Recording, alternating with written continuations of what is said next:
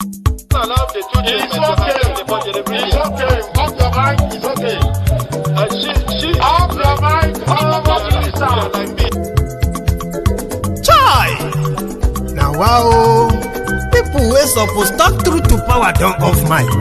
And if we talk, now 500,000 they go sama us, call them hate speech. But fear not, Maiyegun don't come. Him go torchlight every corner, nooks and cranny of all these bad people where they spoil our country.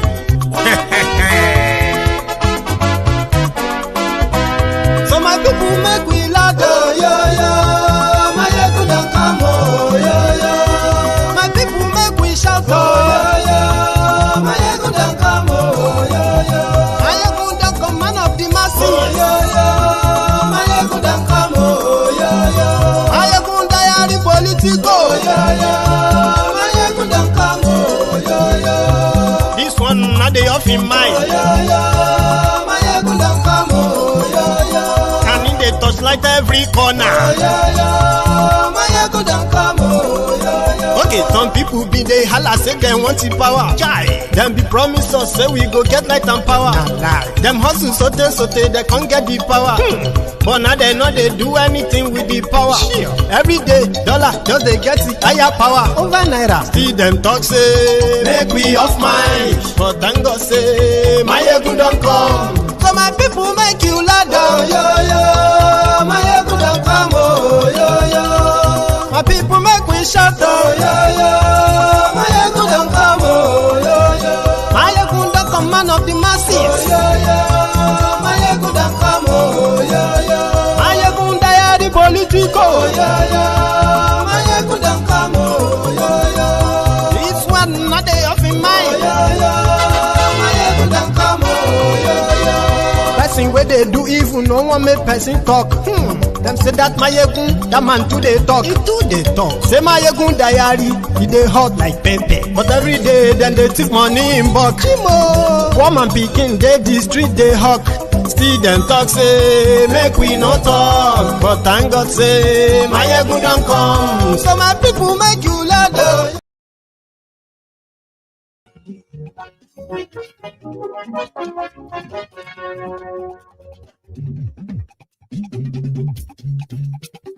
Hello there. Maiyegun làwa mọ̀, làmọ̀ tó dodo.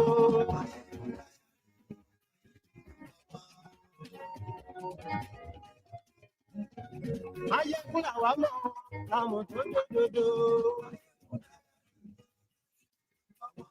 Maiyegun ti dé o, ọ̀rẹ́ ara yìí. Lórí Facebook, lórí YouTube. Gbogbo bó ṣe ń lọ ni Maiyegun dá wa sí. Àṣírí ọ̀tẹ̀lù kì í bò níbẹ̀ o.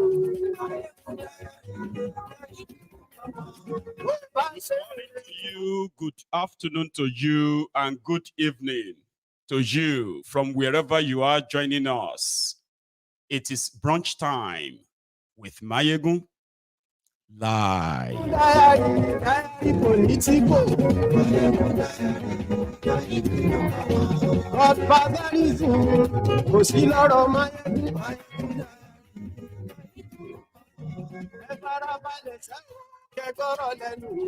Read the caption of this broadcast, the description of this broadcast.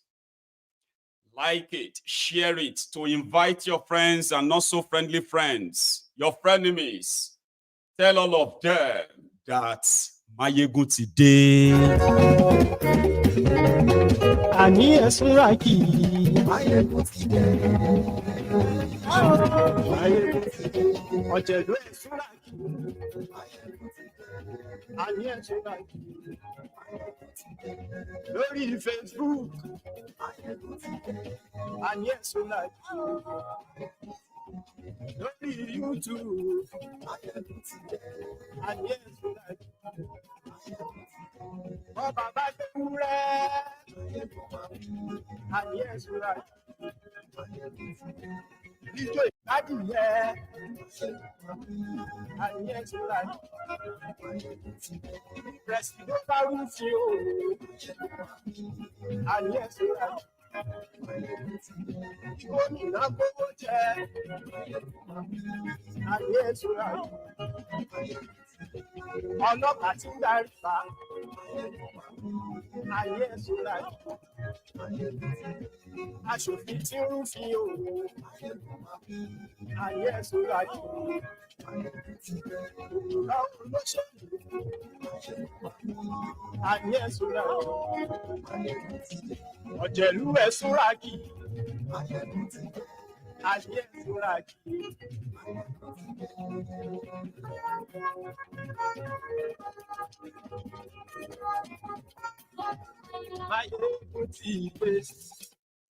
Today, thank you so much for joining me once again, and sorry for the late start.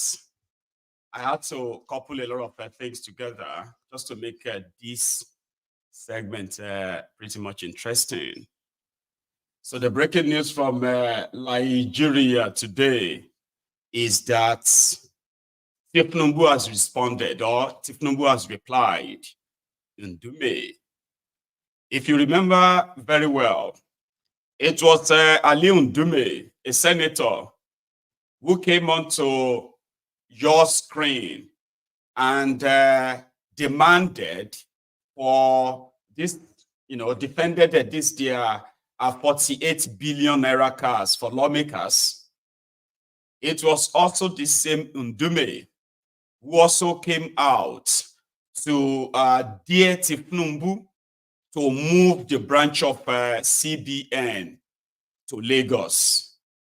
And it was also this Ndume in just this month, few days ago, who also came out to tell all of us that thiefnubu's regime and Nigeria, they were going down. Now, in response to all of that, Akpabiole read the Riot Act today. Ndume has been removed as the Senate chief whip. Also, APC, Egbekegbe, they are now demanding that he resigns from their party. He is now known as identified enemy number one from northern Nigeria. Sorry, this is the most I could get from what happened in the Senate this morning, okay? I'll bring you a proper comprehensive one later. But let's get into it first. The removal of Ndume and the upcoming suspension from the Senate, as well as his removal as member of APC, Egbekegbe, possibly his recall as well. But there is also a positive side to this too. But first thing first, Akpabiole.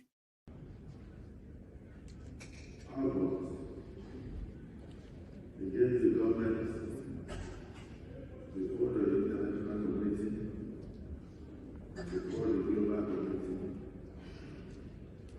is not only harmful to the government in the alone, but also undermines the party's unity and cohesion.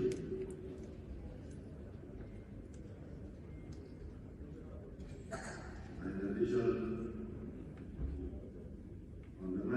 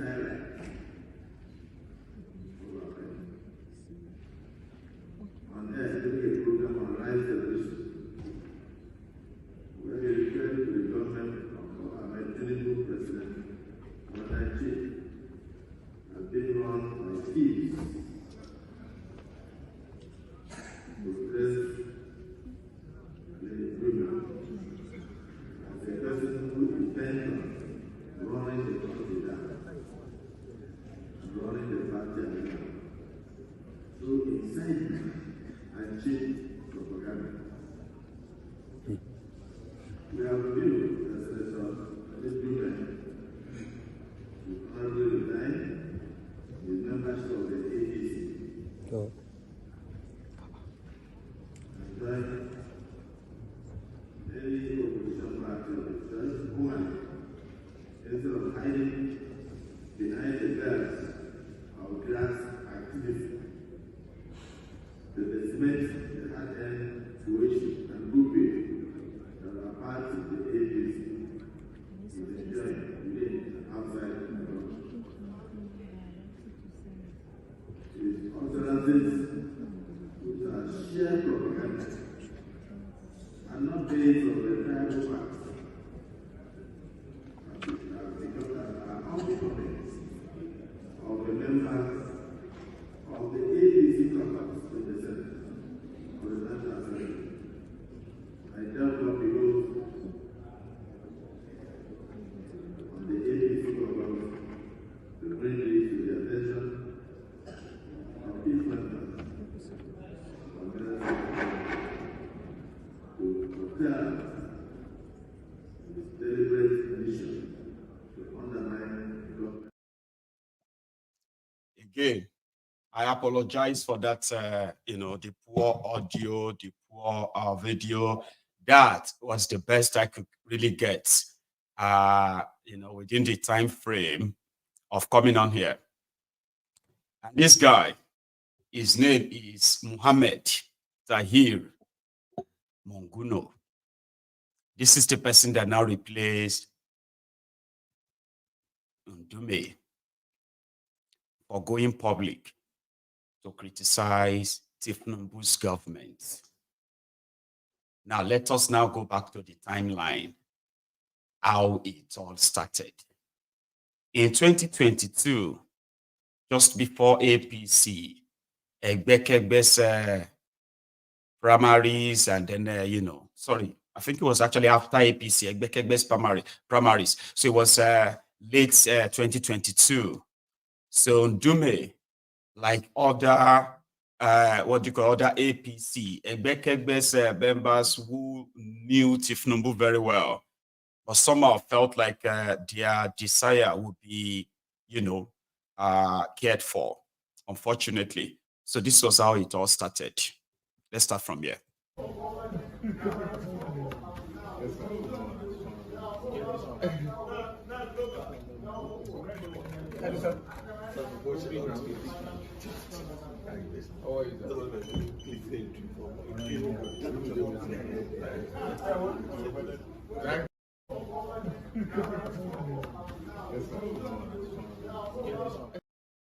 Like, bro, like a bro thing.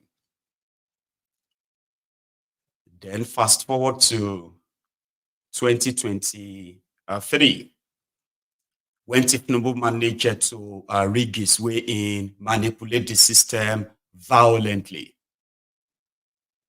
Then everyone was waiting for, possibly, I don't know.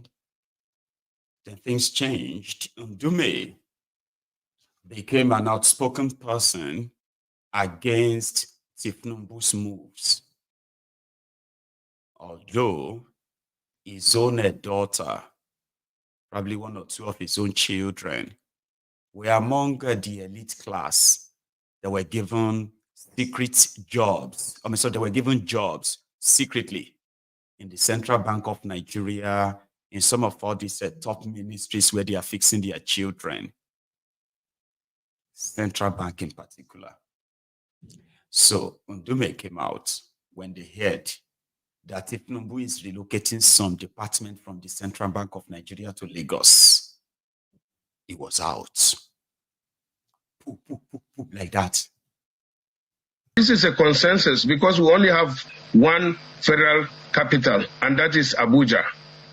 All these Lagos boys that are thinking that Lagos is Nigeria are just misinforming or advising the president wrongly. The regulators of the financial institutions are supposed to be or are in Abuja. Do you want them to move back to where, because you say Lagos is the commercial capital? This is one of the mistakes, and I'm sure Mr. President will reverse it because it doesn't work. You can't have two capital. Is the CBN governor going to be operating from Lagos and the headquarters of the CBN is in Lagos? Or do you now say that because majority of our oil is extracted from South-South, you take NNPC to South-South? Or is it because Nigeria's agricultural district is more in the north, you take Ministry of Agri to anywhere in the north? It doesn't work that way. And that is one of the problems that is cropping up. But I'm very sure, I'm very confident that Mr. President will look at this because he's a nationalist, not just a Lagos man. Some of these people think that, I'll repeat, some of them think that Lagos is Nigeria. Lagos is not Nigeria. Lagos is not the headquarters of Nigeria. The headquarters of Nigeria is in Abuja. It's not about North. But they have explained that this is for operational purposes. This is for operational purposes. Which is operational purpose? Why was the headquarters moved from Lagos to Abuja? Is it not because of the congestion? It is not the whole of the CBN that is going to be moved, Senator. I'm just asking. The whole of the CBN is not, according to the CBN, it just say a unit or some units or department are going to be relocated to their Lagos office. They do have a Lagos office. No. That doesn't work. If you have to do that, if you are talking about proximity and space, why don't you take them to Nasarawa there, or take them to Kogi, or take them to Kaduna, just nearby, so that you decongest the place? And I even don't see any issue of congestion. There is just going to be increase in cost because they will be running from Lagos to Abuja every time, spending more money. You end up spending more money, or exposing even the workers to unnecessary risk. This is a decision that is not well thought out, and I think the president will reverse it. I'm confident of that. And if that does not happen, of course, this is democracy. We'll know what to do. And what would that be? That is when the president refuses to do that. What would be the reaction? The reaction, of course, is that right now the reaction is we don't try to bring the issue of tribalism into it. I'm not a Hausa man and I'm not a Fulani man, but I'm a northerner and I'm a Nigerian first. And we say that since the headquarters of Nigeria was removed from Lagos because of congestion and because of inefficiency to Abuja, where it's most central and more of no man's land, because the Gwaris and the Bagis are the Gondora people are the only place. We have enough space there. CBN has offices that they can rent or build from their own to increase efficiency. But moving some departments to Lagos is not the best of ideas at all, or moving any agency on that matter. Do you think that this has some political undertone, or it has some other ulterior motive? Do you think? No, I don't want to believe that, because I know the president that much. It's just that those political cartels that I told you that are in the corridors of power are trying to misinform the president. And we'll tell the president. The president will take action. He's someone that listens and corrects anything. I'm sure he will do that. Because there is not any efficiency in it. They don't think, some of them think that they know better than everybody. They don't know anything. When you don't know Nigeria, you only know Lagos. Then you start doing things as if Nigeria is Lagos. No, Lagos is in Nigeria. Senator Ali Ndume, that's a wrong decision. Thank you so much indeed. We will not accept it. Yeah. Always a pleasure as always having you. And besides, they are not doing any favor to Mr. President, because this will have political consequences. Really? Yes. I'm telling you this. All right. We'll see how that goes. Thank you so much. And these guys who are just sitting down there trying to hang on to Mr. President will not be there to amend the political mistakes or even to correct it, because they don't know anybody. This is a consensus. Are you following? This was in February this year. And you can easily just say 9 months after thiefnubu was rigged in by these clowns. That same February, he went on another tirade. At the time, only the gullibles will not see his selfish interest or the interest of his clique in all of this, but it was disguised as nationalistic. Whereas are dealing with themselves. But whenever they want you to be involved, boom, drop that card. I am a northerner. We will not take it. We will not take it. That's in February 2024. The same Ndume. Other paper, I saw some of you really talked or started talking about it. But it is only today that we are able to take the motion. And the motion, as you have it before you, is simple. That because of the peculiar situation Nigeria finds itself today, and also because of the inefficiency of the previous measures taken against circumstances like this, I felt that the government should introduce food stamps as an interim measure to address the imminent food insecurity in the country, which today, even in the National Assembly here, the Labour was there, and they were not talking about anything but calling on the federal government to address this matter. So that's why I felt that I should do this motion, and hopefully the government would adhere or, listen or address the motion as moved. America, which we all know is one of the richest country or most developed country in the world, introduced food stamps in 1939. So if you do the arithmetic, and it's still in existence today, only last 2 years, I think, or during Trump's administration, that they changed it from food stamp to what they call SNAP, S-N-A-P. That is Supplement Nutrition, Assistance Program. That's the SNAP. But it's more like food stamp. Why I'm more into it, and I think I want you to, I suggested that you can just Google food stamp and you see how it's being run in America. So this program is practicable and more efficient than disbursing money. Because if you give people money, or the cash system, the cash, whatever they call it, is the system that I really don't support. Because we have tested it, especially during the Bokohari regime, and it was immense with massive corruption. Even now, you don't know how it's going to be. Because when you say you have a data bank, and people collect billions, in fact, to collect fake data or whatever, to build data, and they keep on sending money, and you don't see people even acknowledging that money. But if it is food stamp, it's normally given to you to go and either buy gari, go buy rice, go buy semovita, a specific food stuff. You go into designated points, present your food stamp, and in return you are given food. That way, there's some kind of control, and it will ensure that it gets to the needy. Like in the civil service, you can cut it, for example, from level 7 downward are those that can benefit from food stamp. You give them food stamp commensurate to their need, and then there are non-income earners in all our places. You can use your councillor, you can use your NIM, you can use your BVN, to register.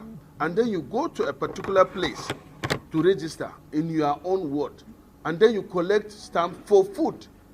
And further control can be implemented by saying, for example, if you are giving for 1 month, then you must. They no be like saying, don't give them idea. So that all of you will not say, oh, what idea did you give thiefnubu? He gave them the idea of food stamp. And it went on and on and on and on. That same February. It was also in that same February he met this same Ndume. He's been like there. So I'm showing you how it all started and how it's going, right? So he met with the labor union. He actually spoke. He addressed them at the Senate gallery in February as well. These are like a throwbacks. There is a motion that we passed on Monday before we started the screening, we brought that motion, and all the members of the Senate were co-sponsors. And that is to look at what is happening. Why is the negotiation stalled? We have a problem. The NLC is discussing with the presidency. I understand now what the president is saying. I'm in support. And I said it before, that the NLC should be negotiating with either the president or the vice president. And if because of their schedule, then an acceptable representation will continue the discussion. We stand with you on that. And as I say, it is not enough to say give money to the local refineries. How much have been given to them and what happened? So let us find concrete solution to our problem. I am taking this letter back to the leadership, of which I'm one. And as the president was reading them out, I was paying attention. The Senate will make these demands their terms of reference. And please, as I said, this is a message, a very strong one. But we are all Nigerians. This country belongs to all of us. As long as we are involved in the negotiation, we should also consider the consequences of our action. Unfortunately, the people that will suffer more are our people. The people that harass you at the gate are the poor. So it's like activist senator too. But all of that didn't work. It never got the attention of thiefnubu, sadly. And the only attention he got from thiefnubu today was to what? Get rid of this guy now. And they are working on it. I think the final nail on the coffin, on their political friendship, was his last, or let me say, his last interview 5 days ago, when he said, I sent the message out to them. Are you aware that people are very angry out there? Are you doing something about it? And the response is that, yes, we are aware it's the work of opposition. I say we are finished. Because no opposition would want to bring down the roof of the country on itself. Because they are in the country. So if the country collapses, is it only going to collapse on the ruling or the governing party? No. So when people in power start responding like that, then I'm worried. I'm worried for this president. I'm worried for myself. Wow. There's problem out there. A bag of rice is now selling for 100,000. A bag of maize is selling for 100,000. My wife was telling me that a basket of tomato is about 100,000 too. Onions. Every food is going up. The price. Inflation is 40%. The value of our naira is going down. And then, not only that, when you tell people in government that, hey, people are hungry, angry, and they are preparing, or there are signs that they will revolt, and you say, no, don't worry about them. That is very, very dangerous. And I hope this will be, to me, God will exonerate me because I told them. And many Nigerians today told me and encouraged me to come for this year program. Speak out on our behalf. Come back to that. Alaye is, he's exonerating himself. The shit is about to hit the fan. He's going to be one of those who are going to be on your side when your protests kick off. Yeah, some of the politicians that are part of the rot, but they are now outside the table where they are eating it. They will be your friends in the coming days. Get ready. They will be the ones that will be like, yes, people's power, people, yeah, yeah. And all of you just have to move with it and say, yeah, yeah. Because he will be saying, I want them, I want them. He has a big problem with those around thiefnubu, and he's not hiding it. That same interview days ago, he also said, if you know the president before now, then you know that the whole scenario has changed. This is somebody, he stays in Lagos. If you go to Bodilon, anytime, any day, anytime in the night, you can go to Bodilon 2 o'clock.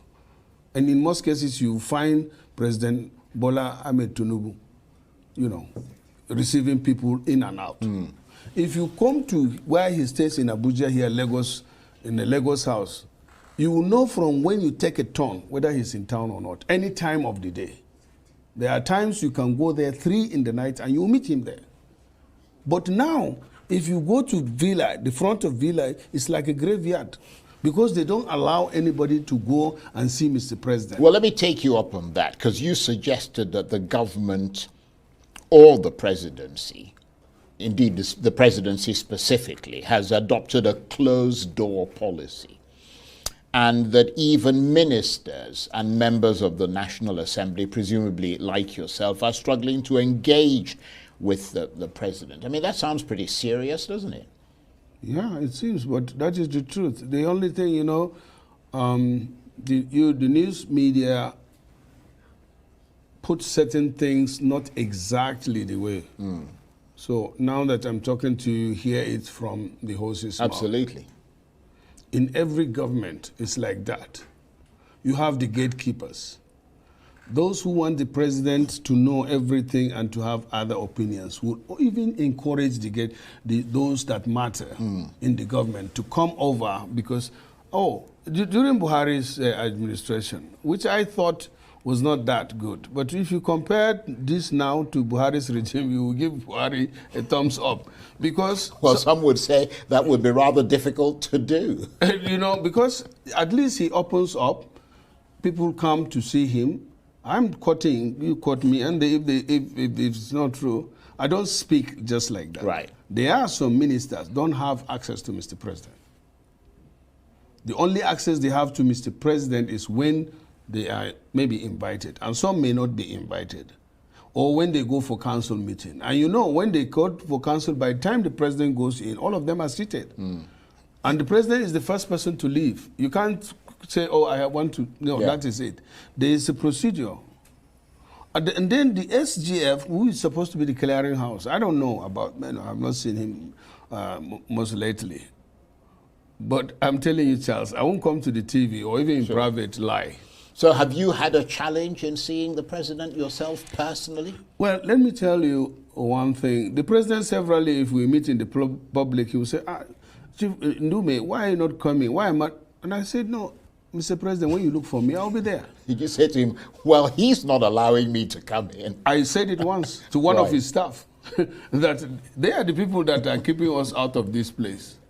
And so I will not struggle to come and see Mr. President, but I have an obligation to speak for the people, or speak for my people, or speak as a senator. You can imagine I am the chief whip. If a chief whip cannot have access to Mr. President, the new senators, of course. Yeah, that's a problem. Yeah, let me tell you. And let me tell you in difference to it. Obasanjo started, during his government, in 24 hours, if any senator wants to see him, nobody will ask him, what do you want to see the president for? He makes sure that within 24 hours, any senator has access to him. Ministers go in and out. Obasanjo, as old as he was older than our president, he will be saying, that is politics. You talk to the people, hear from the people. But now, to me, it seems, besides shielding Mr. President, they always give him assurance that everything is out there, is all right out there. And that is not, if you... So he always has problem. He has no access. And he believes that he's not the only person who didn't have access. And access is why majority of them are killing to be in politics. Access is very important. What is the summation of those around thiefnubu? Aptly put, he called them kleptomaniac and kakistocrats. As I said, and I'm on TV, I speak straight. Indeed. If there's anybody that will, say what I'm saying is not true, can come up tomorrow and talk to Charles. This government is going down, and that is because it's. Yesterday I did not say it is taken over or polluted by plutocrats. No, if it were plutocrats, it would be better. But this government, and you can quote me on that, is now run by kakistocrats. And that's very, very dangerous. Explain. Kakistocrats? I have it here. You can check the definition. It's a government run by worst, least qualified, and most unscrupulous citizens. I'm not the first one that says. Right, because the reason you were quoted as saying by several different sources as saying that the government's been taken over by plutocrats. And I was going to ask you to clarify that, because plutocrats are wealthy people, who are running sort of a government. No, this government is populated by kakistocrats and kleptocrats. Right, okay, kleptocrats, yes. People who are members of the kleptocracy, who are basically dipping their hands into the till to make all the time. Government for what they can make for themselves. Okay. As I said, the government of kleptocrats. And all this coming from Ndume, there is enough they could take. So they want to cut him to size. And the process is ongoing now. So the first step is to get him a strip of that chief whip so that he won't be part of their leadership anymore. The next stage is to get him dismissed from APC, Egbekegbe. And the last stage, the stage after that is to get him recalled and removed as a senator. And the last stage is to get him arrested and charged for terrorism. I give you all this in sequence. It is the same playbook. He has so much skeleton in his own cupboard too. But he has this northern privilege. And that seems to be fading so fast. And that is why he said, this government is going down. Those around thiefnubu don't give a damn. They think they are helping you, but they are not. So I'm going to take one tiny break. I don't know if some of you have seen this video. It is the video of Nigeria's supposed National Security Advisor, Ribadu. Now, Ribadu was supposed to be advising thiefnubu on how to curb terrorism.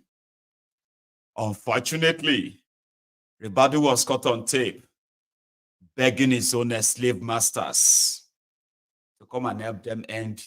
God damn it. Like, man, it is actually the way he is doing the begging. And it is enough for you to know Nigeria is finished.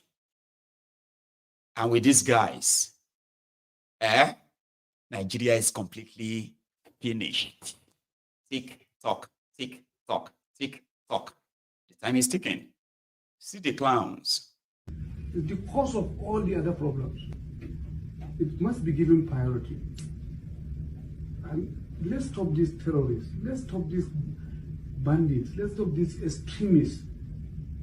Let's stop them. The world can do it. Let us be given back our freedom. We want to live like the rest of the world. They have robbed us of our freedom, of doing basic things. You can't live normally. Stop this. Please, let us stop this terrorism. The world can do it. You can do it. Help us. Please. The giant of Africa. Do you think the rest of Africa are not saying this? They are. And that is why you are a laughing stock. A laughing stock. So now there is this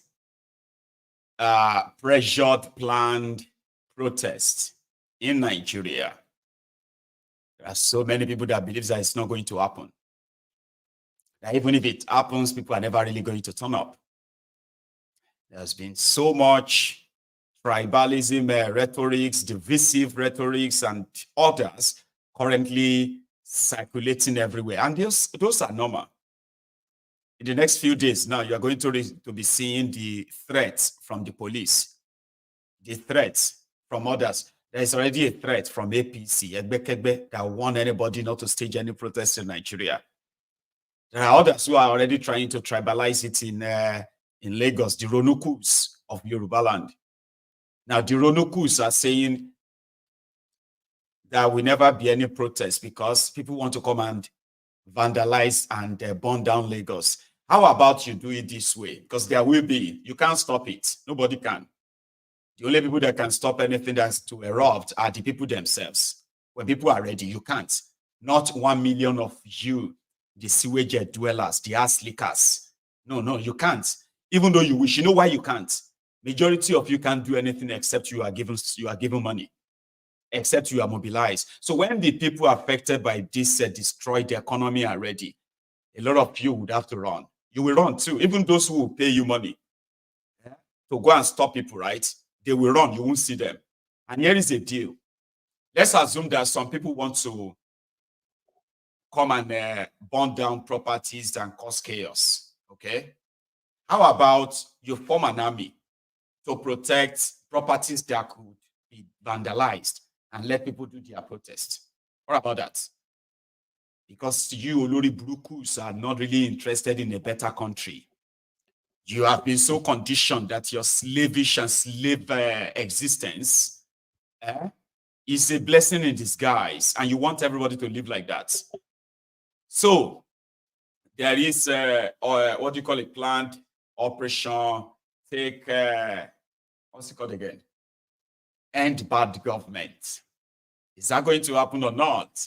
Is Nigeria learning from Kenya or not? Now let me tell you something. Showore listed the 14 demands. Okay?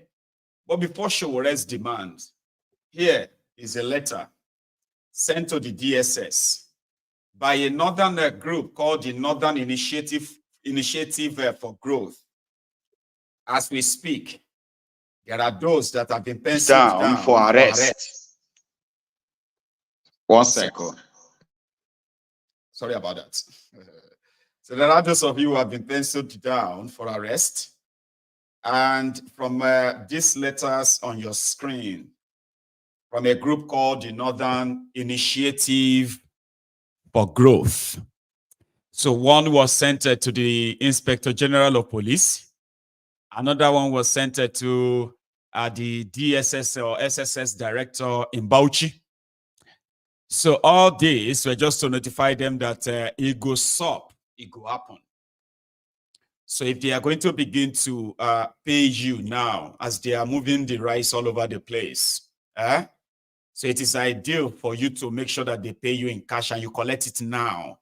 Because some of them will not be able to actually really pay you after mobilizing you.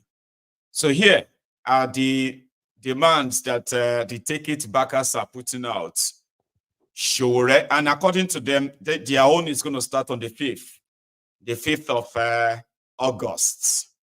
And it's not a one-day protest. It's like they said they are going to stay out. They are not leaving until all these demands are met. So, Abobakus, bring out your pen, so that you can see what you are going to collect money for when you are going to be mobilized to go and attack the people that are going to stand up for this. So bring out your pen and see what they will use you to destroy.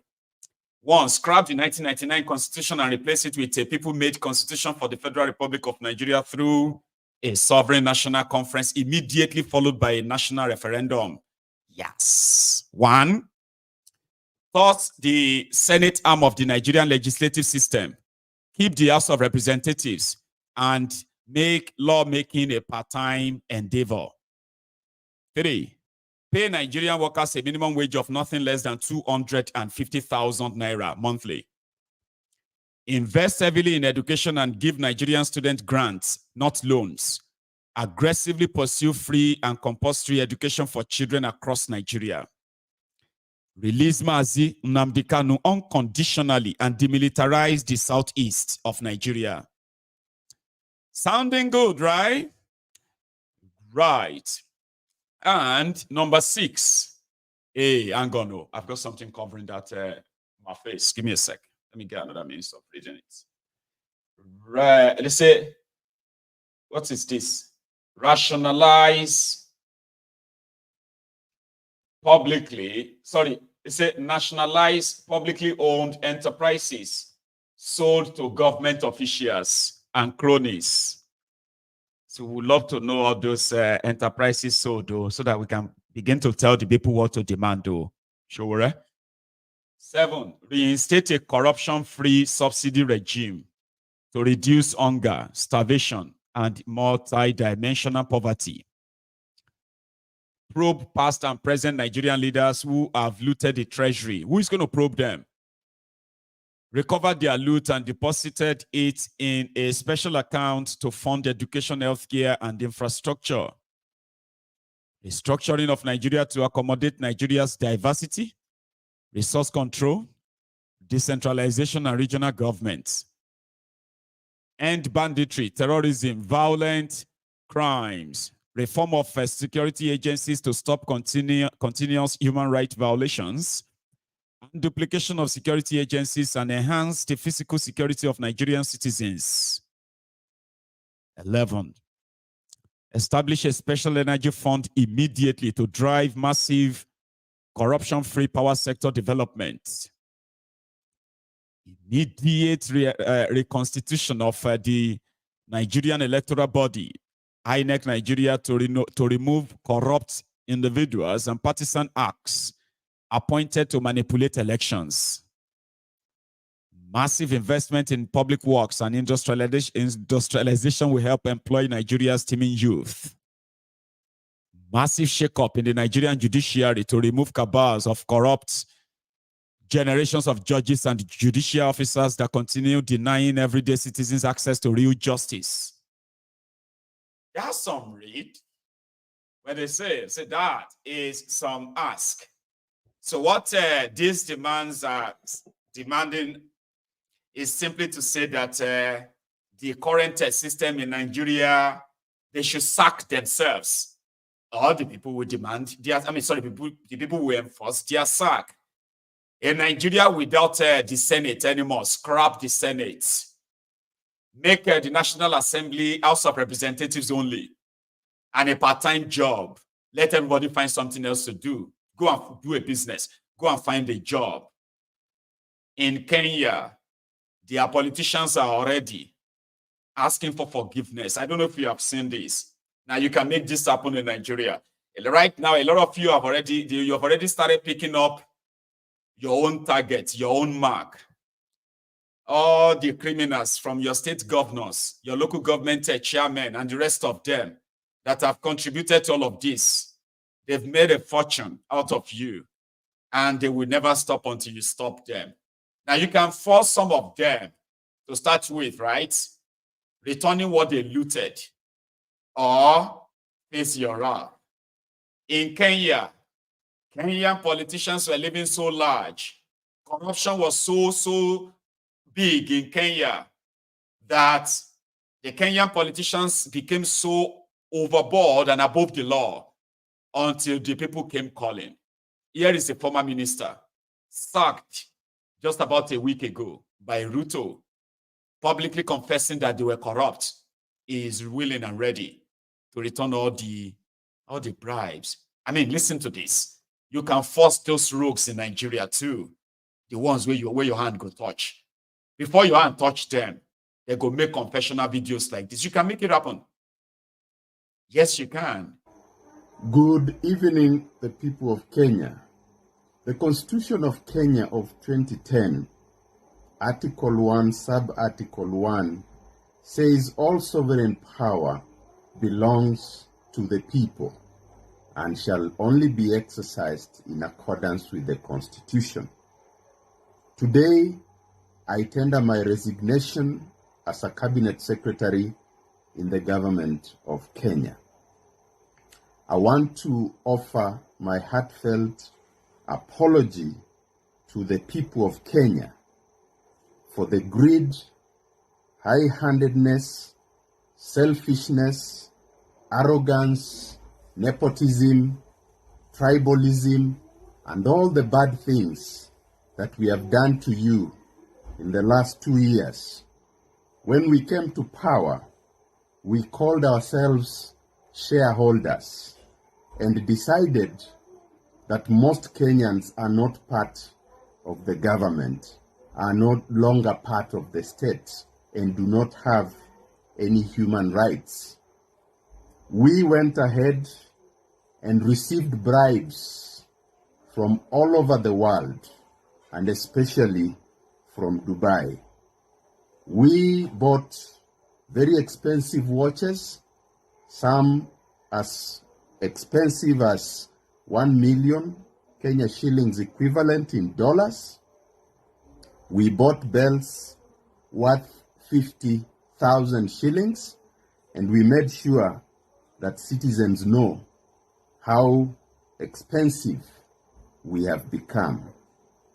In a country where poor families cannot pay their children's school fees, we were wallowing in luxury.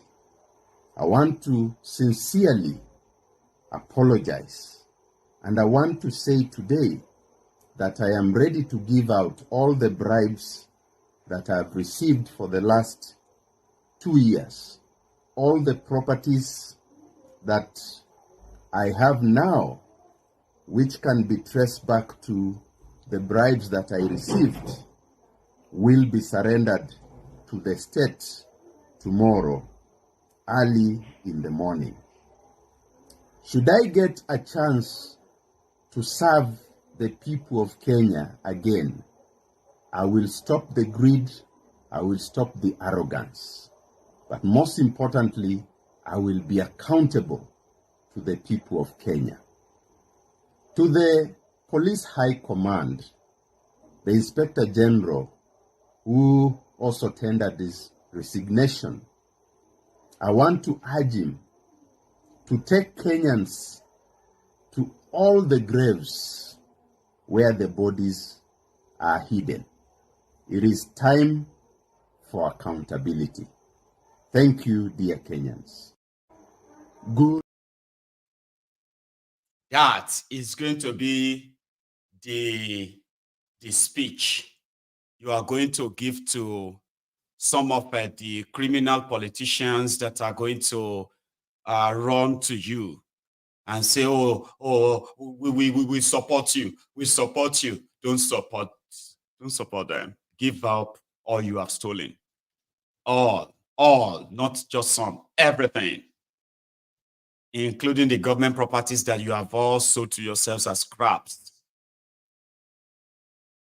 So again, those demands are enough for everyone to see where you belong. Everything in this list, number 1 to 5, I have a connection to this. When you see number 1, I am connected to that. Number 2, I don't give a toss about that because it's talking about Nigeria, so I don't give a damn about that. But if number 1 happens, right, definitely there is now a chance that I will care more about where I come from, as it should be. Then you see number 3, I don't give a really toss about that, but I kind of support it. Why? Because as long as Nigeria still exists, right, this is the problem. The people are intentionally made poor. That's that, right? Then number 4, I am very much connected to that. Anything that invests in education, indeed, with the level of poverty, it still remains the only ladder that you can actually use to climb out of poverty. Education, so important. You see this number 5. This number 5, I am so much invested in that. And this is why when the whole thing kicks off, I am going to be getting involved. I will be getting involved. You see others here now, all these ones, they are just like Atamo that has to do with Nigeria. So I don't really have much about them. But you see, this 1 to 5, it is mostly about humanity, human rights, and the respect for it, right? So that is enough to attract me to it and say, I am going to be involved. And indeed, if the whole thing lasted more than 2 days, I will join the global mobilization for it and make it what we all want it to be. I mean, you should know what I'm saying, right? Or we cannot shave anybody's head in their absence. The people that have become the victims of the consequences of unaccountability of these rogues, you, their direct victims, you have to show that you are tired. You don't want them anymore. And we will see that the moment the spark is up. As for the Abobakus, no wahala. If you last longer, it will be because the people themselves are too afraid to take you on, but they will still do it. Your days will always be numbered. The days of all these your criminals will be numbered. It's actually numbered. And sometimes if you know when it's going to come, you probably you will miss the surprise. Sometimes the surprise will be what will kill some of these cold-hearted criminals. The surprise. Is this really happening in Nigeria? It's happening. It's happening. Pack whatever you can pack. We need to leave Nigeria now. It's happening. They are coming for us. Because it's coming. It will happen. So if you know when it's going to happen, then what is the essence of surprise then? Like, the surprise is going to be part of the package that a lot of you will leave to talk about. But just give it time. So for those of you who are there already walking towards how to take these rogues on, but you do have us. Because listen, that video I just clicked there is from the University of Ibadan this morning, where the students took a protest to the office of the VC, asking him to reduce the school fees. What happened to the student loan? Yeah, thiefnubu removed subsidy on education, in case if you don't know, and then promised you student loan, not grants, loan. And they've been playing you. They've announced student loan since July or so last year, and they removed the subsidy a week after that. Now it's been a whole year now since they announced the student loan. And guess what? You are just reading about it the same way I'm reading about it online. I mean, where they are telling you, oh, we have designated these banks. Oh, we have designated these schools. What do you mean designated these schools? Is it not all about Nigerian students? No, not all of them for now. Kilude. So some of them are already looking at dropping out of schools in Ibadan. Some are already dropping out of their university or whatever right now. They can't pay. They can't access any student loan. It is not just the subsidy they removed, just so you remember. They removed subsidy, not just subsidy on petrol they removed subsidy on education too. thiefnubu removed subsidy on education, then promised them something that they will never get. Student loan. In Ibadan, they were asking their VC to reduce the school fees. How? He can't.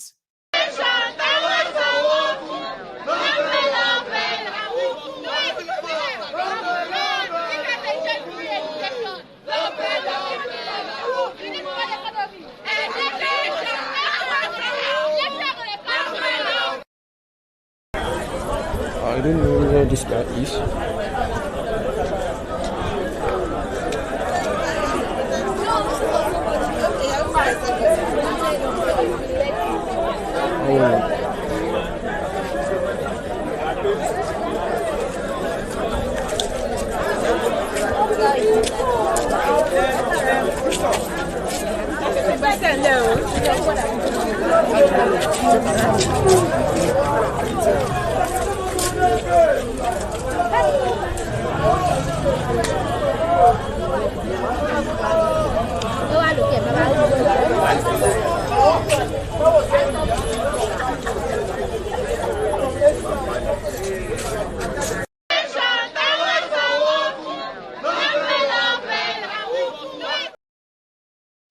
lọ́fẹ̀ẹ́ lọ́fẹ̀ẹ́ làwo fún wọn. Lọ́fẹ̀ẹ́ lọ́fẹ̀ẹ́ làwo fún wọn. Education táwa sanwó fún. Lọ́fẹ̀ẹ́ lọ́fẹ̀ẹ́ làwo fún wọn. And that simply or loosely translated as the same education that they are forcing us to pay for. They got the same education for free. That's what the song is. Lọ́fẹ̀ẹ́ lọ́fẹ̀ẹ́ làwo fún. Yet, they are calling for the national protest. You, a student who is about to lose his or education, not that you are guaranteed of a job, even if you have the education, right? But yet, when they call for national protest against these rogues, that is when you will remember you are Yoruba, or you will remember that you are Igbo, or you are Hausa, or you are Fulani, or you are this or that, or whatever card they deal you. You are a Nigerian worker. They have increased, inflation in Nigeria has increased to over 400%, especially on food, almost on everything. But you that is a worker in Nigeria, when they talk about the national protest against these rogues and this madness, that is when you will remember that you are a Christian, you are a Muslim. You are not supposed to do that. You are supposed to go and pray. You know? So we shall see how this plays out. In Edo State, I don't know if some of you still remember the wahala between Obaseki and Shaibu, his deputy, who wanted to succeed him, but Obaseki didn't want him to succeed him. Then Obaseki Obaseki started, undermining him, like treating him condescendingly, removed his office from the governor's, the governor's office area, moved him to one outskirts ministry, a dilapidated building like that. He was so humiliated. At a point, they also went to his house to demolish a building, an outpost that he built for his own security and all that. They did a lot to him. And all of this was simply because Obaseki, according to him, Shaibu, or Ian Obaseki, when they were fighting their godfather, he stood by Obaseki because the agreement was that they will never allow any godfatherism again in Edo State. So, and as a good team, right, it could continue, but we don't know what went wrong between them. It got so bad, Obaseki started plotting to remove him because it took PDP to court over the primaries that produced Aswe. They removed him, impeached him, appointed another deputy. Today, court has said that it was all illegal after all. Shaibu has been returned as the deputy governor of Edo State. The deputy governor, Badimeji Elumbakon. Who is the deputy governor of Edo State, guys? Congratulations.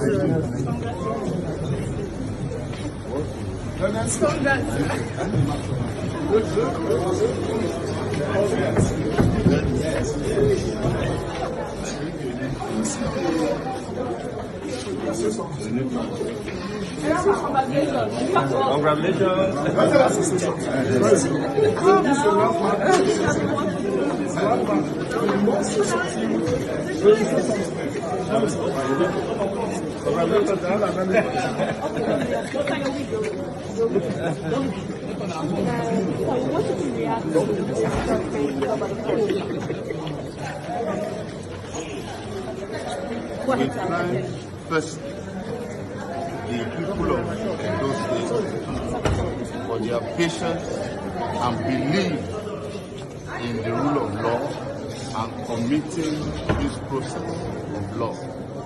Indeed, democracy is the only hope for the survival of this nation.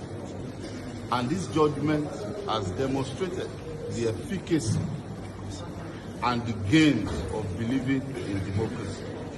We thank the court, and we thank particularly the person of the Deputy Governor of Edo State, His Excellency, Comrade Philip Shaibu, for trusting in the judiciary. Thank you very much. Sir, just one question. One more question now. Sir, wait, just one question. Okay. Your Excellency, sir, how do you react to this judgment which has been explained to the opposition as... Wait, hold on, let me be my assurance in that case. Because one other case that you have two judgments.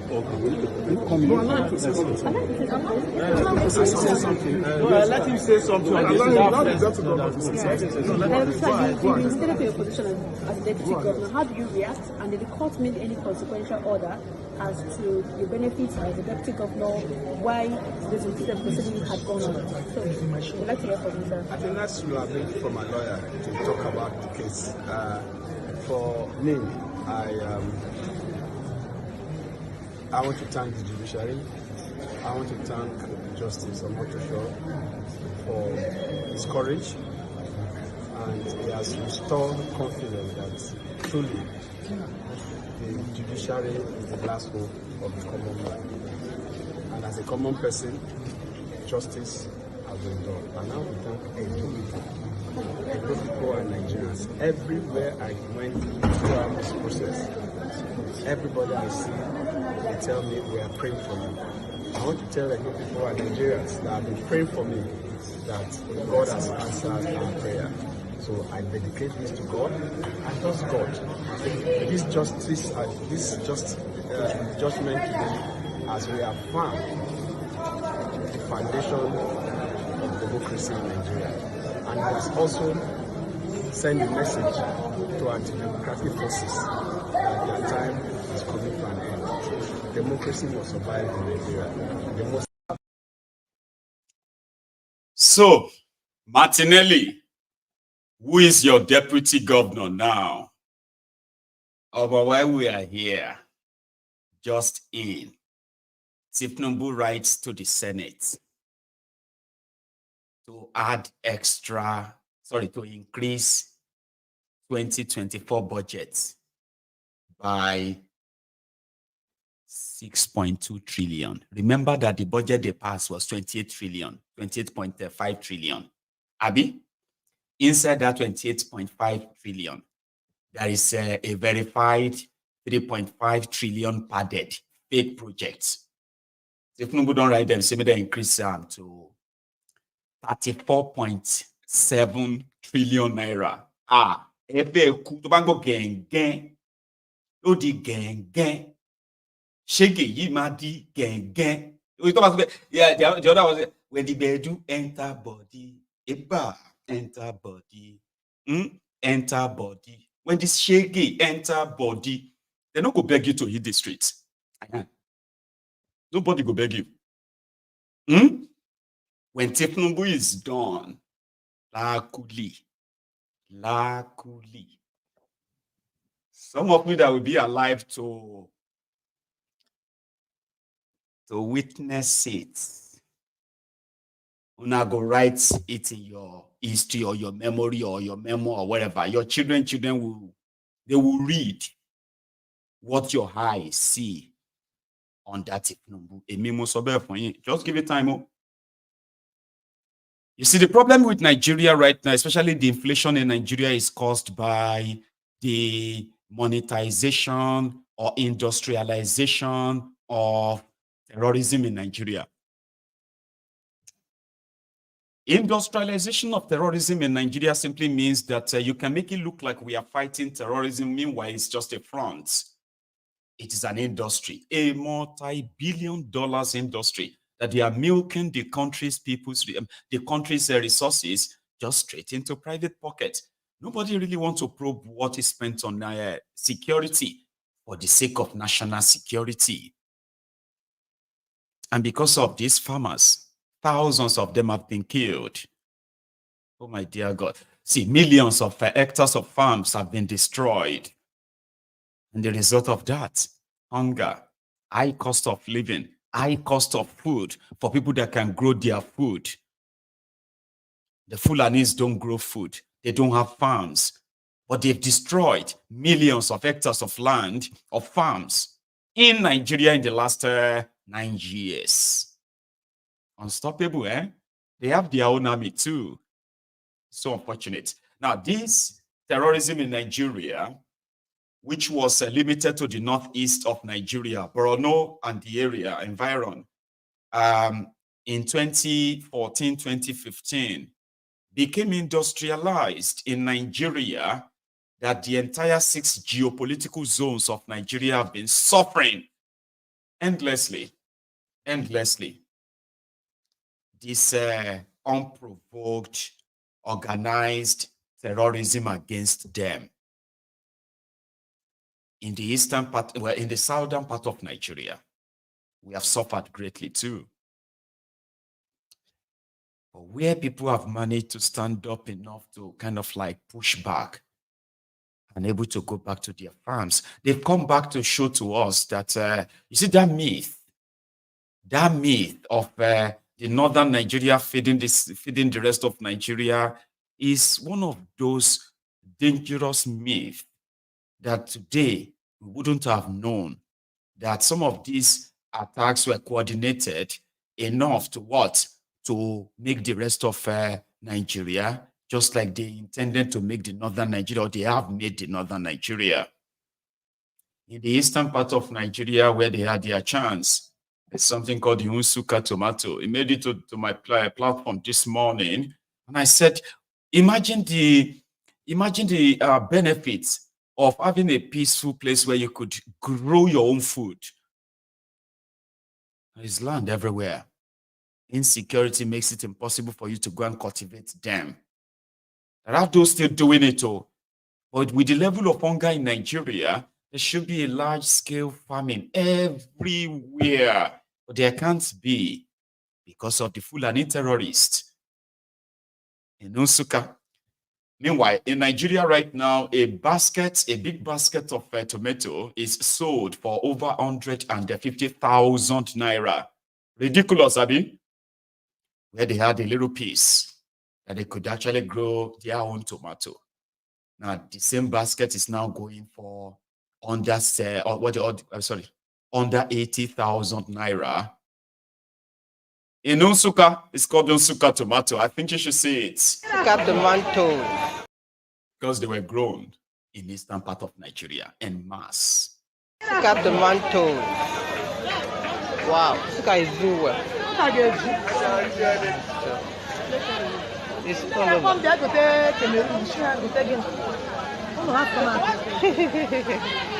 Hey, Igbo land is productive. Wow. Wow. That's still offloading. This is Nsukka from Igbo land. They are doing well. Wow.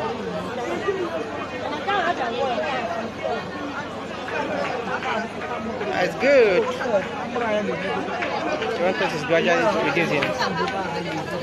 But then Cameroon is still expensive anyway.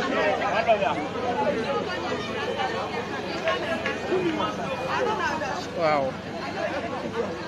This is from Sukaland. Nsukka tomato. Wow. It is still expensive, of course. Now, the problem is now going to be preservation to avoid or reduce wastes. Okay? Now, you see the waste or the loss they have to suffer, which actually makes the price even more like out of this world, right? Is when they have to drive, 600-700 kilometers from northern Nigeria to the southern part of Nigeria, then transporting them again to the eastern Nigeria like that, right? So after the fact that majority of them, I mean, some of them would have been like, smashed, broken, or rotten, right? So you need preservation. You need security for these people. People can grow their own food. They can go into vegetables. They can grow different kind of vegetables, right? Whereby you see this, if security is there and the consistency in this large scale of farming can cut down inflation in Nigeria by half. Just doing that alone. And guess what? If we can manage that for 2-year stride, that is no break, right? People will feed themselves. You can begin to build industries around all these things. Okay? There are tomato paste industries everywhere, factories everywhere, I believe. So you don't have to kind of be like depend on the northern Nigeria bringing you food. People, I grew up growing our food.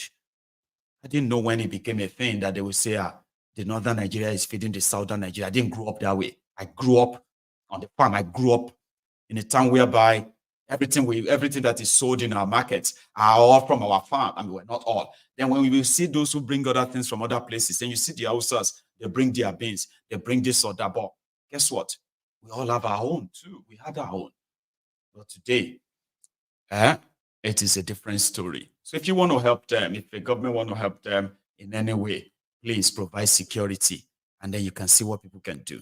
I've had people who have said that, well, all of that you have seen there, Maiyegun, please do not say them without giving credit to those who put their lives on the line. The ESN, right there in their own, in their forest, they barely receive any thanks or praise or even acknowledgement for what they do, except when the Nigerian media want to tell you about unknown gunmen and they will link them to the ESN.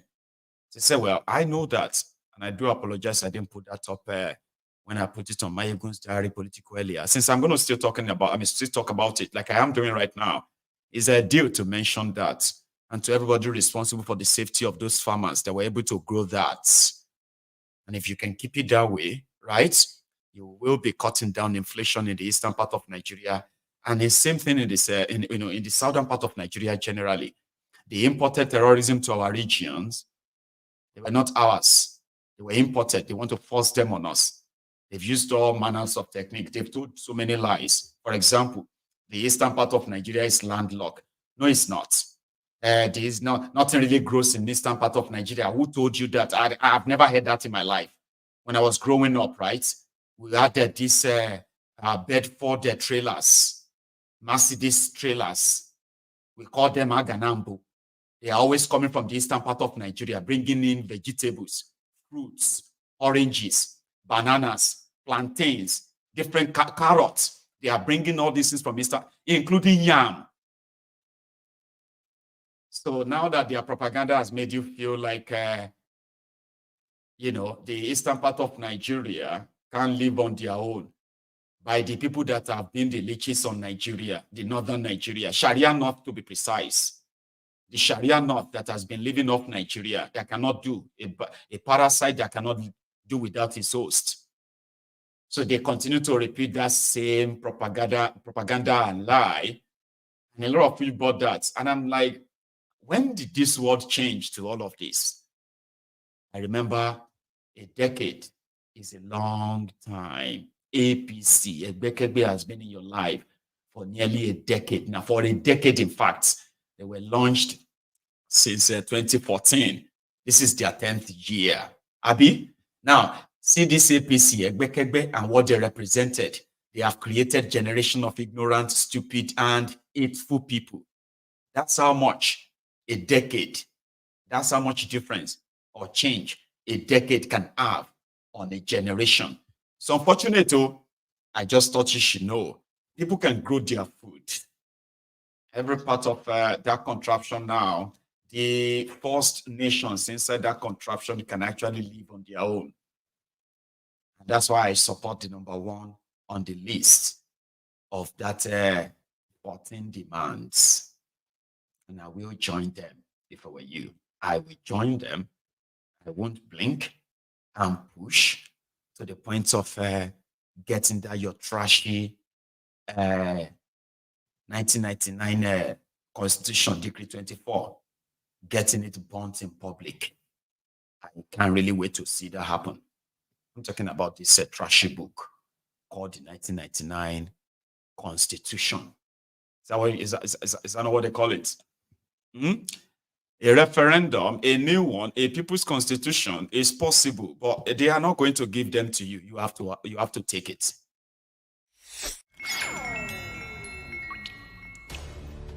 Ten things you never knew about the 1999 Constitution. Did you know that the 1999 Constitution was promulgated by the Military Decree 24 of 1999? And to think of it, this 1999 Constitution was never subjected to a referendum. Did you also know that this 1999 constitution was written by a selected few that never got the consent of the indigenous nationalities or its representation? Did you know that after writing the 1999 constitution, it was hidden from the public until after the inauguration of President Obasanjo in 1999? Funny enough, this 1999 constitution was not printed by the government press or any known printers in 1999. Did you know that the 1999 constitution created a unitary government as against the projected federal government, and this forged an inefficient over-centralized government, as well as creating a centralized judiciary whom has never been autonomous? In all this, did you know that this 1999 constitution falsely and maliciously claims that the indigenous nationalities willingly handed over their lands and resources to the federal government? And interestingly, did you know that the 1999 constitution calls state governors chief security officers, but at the same time centralized all the security agencies and denies these state governors control over any of the security agencies? And finally, do you know that the illegitimate 1999 constitution in section 6, subsection 6c, absolves the government from liabilities regarding rights of the citizens as provided in chapter 2, making this right not justifiable? This and many more are the reasons why corruption, unaccountability, incompetence, and insecurity are institutionalized in Nigeria. Just so you remember. And that is that. Somebody said that Maiyegun love Igbo people. No, I love humanity. I do love humanity. Okay, and if you are human, for real, you will never feel comfortable if you know what I know. There are people that knows what I know, and they just feel like, oh, that's how it is, Jerry. It's a normal thing, but it's not normal. Because in my own book, right, I believe that when they came for the Shiites, there are those who didn't see anything because they were not Shiites. So they killed a lot of them. Then they came for the revolution now. They also jailed and killed some of them. Some of you probably have forgotten. Then they came for the IPOB. But because some of you were not IPOB, you looked away. In fact, some actually justified it. Yeah, kill them. Teach them a lesson. I wasn't IPOB. But I spoke out, right? Then they came for those who were neither Shiites, neither IPOB, nor Revolution Now. The NSAS. All they did was just to give them a name and shoot at them and kill them. That's it. Then some people felt like they deserved it. Yeah, teach them a lesson. Then they came for my people. Last. They came for us, the Yorubas. And guess what? We all have something in common. When you look at those who defended Bokohari when he killed the Shiites, many of them were Northerners. They were Muslims too. But they were not Shiites. So yeah, they deserved it. When they came for the revolution now, Showore, the comrade, there were so many comrades who actually wanted them to be punished and killed and jailed. They want Showore killed. Remember? What did he do? He was asking for good government, right? There were comrades who were like comrades too. They said, kill him. When they came for the IPOB, the Igbos, there were fellow Igbos that said it was the right thing to do, kill them. Very, very nonsense people. Very nonsense. They just want to cause problem for Igbo people. They supported the killings. So they came for my people, us, the Yorubas. Guess those who did everything to shut us down and shut us up there, rather. They were our fellow Yorubas. They wanted to be presidiot of Nigeria. They didn't give a damn about what happened to Yorubas or anywhere. Keep it to yourself. Keep your mouth shut. You are not the only one suffering. You are not the only people being killed in Nigeria. Why are you screaming? Shut up your mouth. And when we won't shut up, they use the same tool they've used on everyone else. They almost killed Igbo, and they killed 2 people in his house. They came for us too. So this is why I speak out when I sense. That's why I said you will not know what I know. All right? And not really feel concerned or even get angry. It's not about the Igbo's love or anything. There have been people who have said that in the past, and I've tried to correct them. Don't live with that impression. I love humanity, and I'm somebody that won't keep quiet when I know something is wrong, because if I don't speak, if I look away, yeah, they will deal with those people. They will do this and get away with that. And the more they get away with all these things, the emboldened they become. And they will come for me too. They will come for you. They will come for you. You. Who's going to speak for you? And that's what we have to see ourselves as humans first. And I'm doing my best enough to I'm not saying you should forget who you are, but when you see others as humans first, when you look at a story, somebody has been affected by this hand of the oppressors, do not go and look which tribe, which ethnic, or which religion they come from. Look at what the injustice they've done to that person. If you decide to look at them with the lens of a tribe and all of that, you will be so wrong. So I don't want you to have that impression of me that I love Igbo people. No. I love myself. I love humanity. And if you have that character of somebody who is human, I will speak out. Even if you're not human enough. When I see injustice, I speak it out. It's not because I love you. It's because if I don't, one day they will come for me. Then who is going to speak for me? Anyway, thank you very much to every one of you. I was going to read our book today. I think what we're going to do is that let's take calls. Okay, let's have a chat around this development so that I can possibly go get ready for later this evening as well. Thank you so much. And if you have to go, if you have to leave, make sure you like the broadcast, okay? Like it, share it.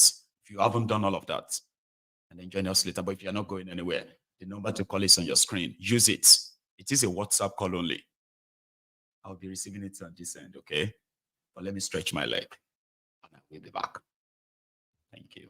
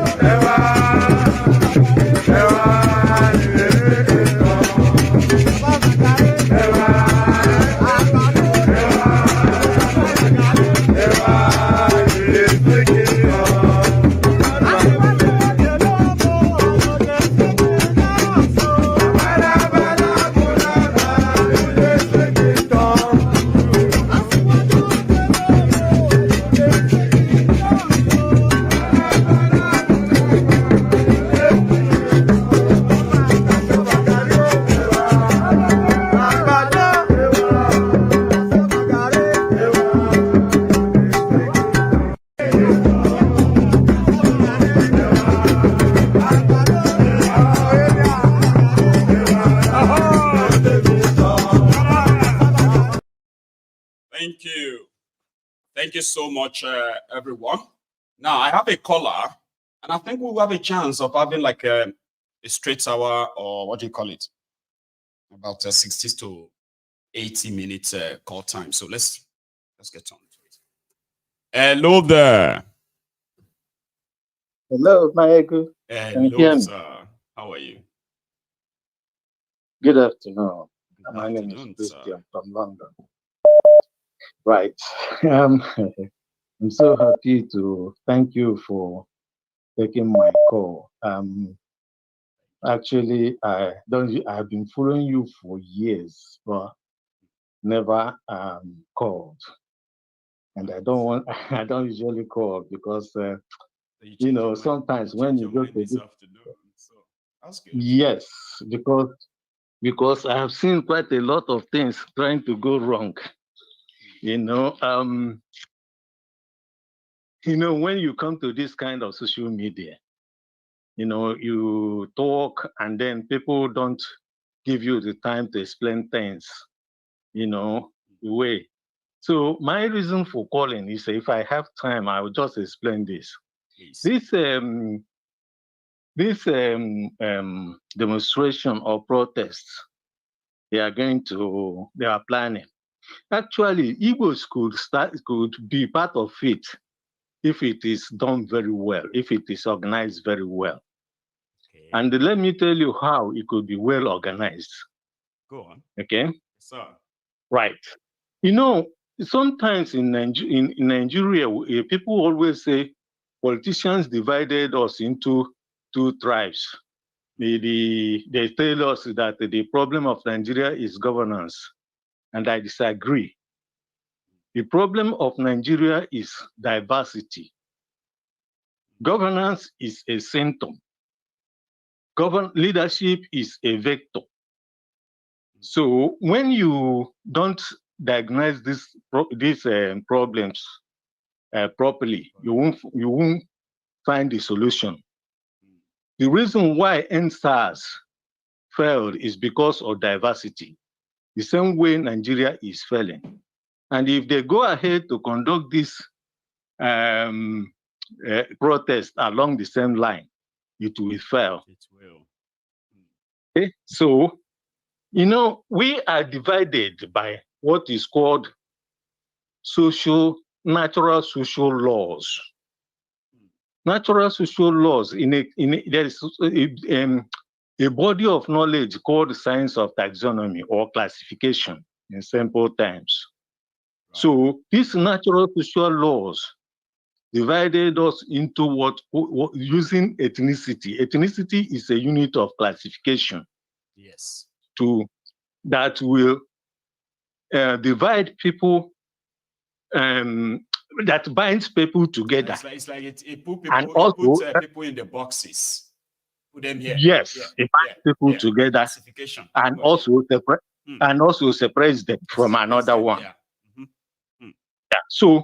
So when we understand it that way, then we must then understand that the problem is bringing all these people together, asking them to have one common value, right, which makes it difficult. The problem why it is difficult to have a constitution that satisfies the every part of Nigeria is because of these diverse values. So if you go to the north, because their value is Sharia, they want to have Sharia.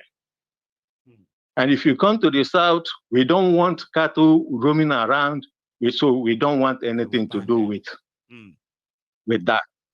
So now, if you are trying to make it's going to be like the clash of civilization. So we have different values. Yes. And these values are pretty much like this one has to be over this. No, this one has to be over this. And it will never work if it keeps that way. So this brings people. So if we understand it, because sometimes people say, oh, we are humanity, or we are this. No, the poverty in the north is the same thing as poverty in the south. No, it's not. You see, there are poor people here in England. That's right. In United Kingdom. The problem, the poverty, the cause of their poverty is not the same thing. It's not the same cause of poverty in Nigeria. So if you are bringing the whole country or the whole England and Nigeria together, it will not work. So in order to organize this protest, I suggest that people should first, different boxes they put them. People, yeah, no, yes, they would, but in a way, it must be organized along those boxes. Right. So, in other words, let me put it this way. In other words, if the Yorubas, for instance, they could go to all the state capitals in Yoruba land. The Igbos could go to the state capitals in Igbo land. The TVs can go to the state capitals in TV land. Nobody should go to Abuja. Then you will present your own constitution or whatever your demand is to those at the state level. So when you are protesting along the state level, along the nationality, I don't see how the federal government will. Well, they may get interested, but like, don't go to Abuja. There are people who live in Abuja too, who can actually pull out tens of thousands if everybody comes around. No. The reason. What do you think? Yeah. The reason why I do not want people to go to Abuja is simple. Right. If you go to Abuja, it would be termed that you want to dethrone the Tinubu government. And then the power of ethnicity starts kicking in. Okay? So what you are demanding is, you are demanding for what is right for your ethnicity, in your own ethnic background, in your own locality.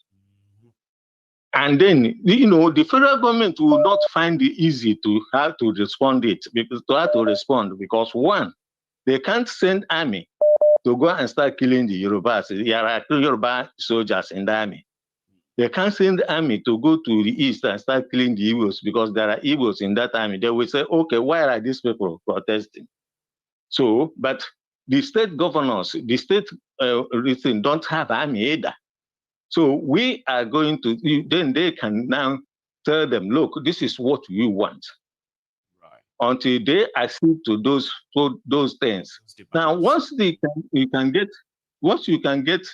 the leaders or your people in your area to agree to things, then that is the easiest way to bring down the constitution. You are actually like advising a bottom-up approach instead of a top-bottom approach. Yes. That people should take it from that grassroots. And yeah, it could grow to that of the national as well, but people should really, really take it up from the grassroots and make it. Okay, I get you.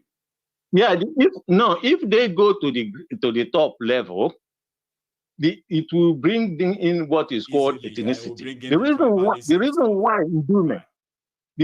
why Ndume, because I was looking at I was listening to you earlier. The reason why Ndume is being criticized today is because when Buhari was there, he didn't say anything.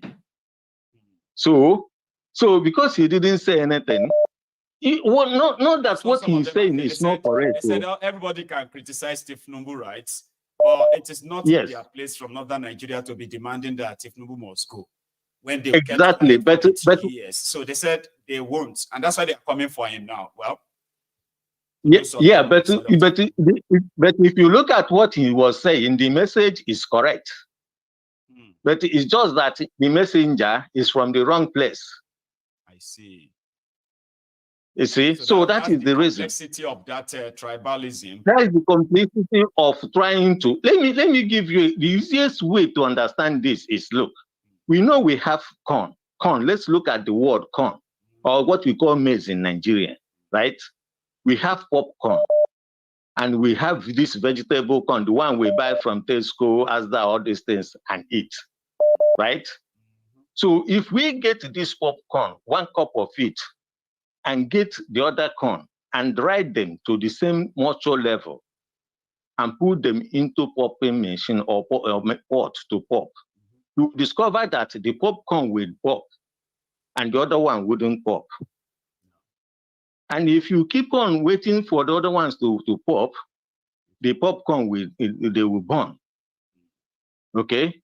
But in that sense, if you go into that pot, you will see the kind of segregation going on, because the popcorn will be popping and be going up, while the corn, the ones that are not popping, will be going down. So that would be called segregation. It's called natural segregation. So no matter anything anybody does, it will happen. Okay. So it is called corn. They are all corn.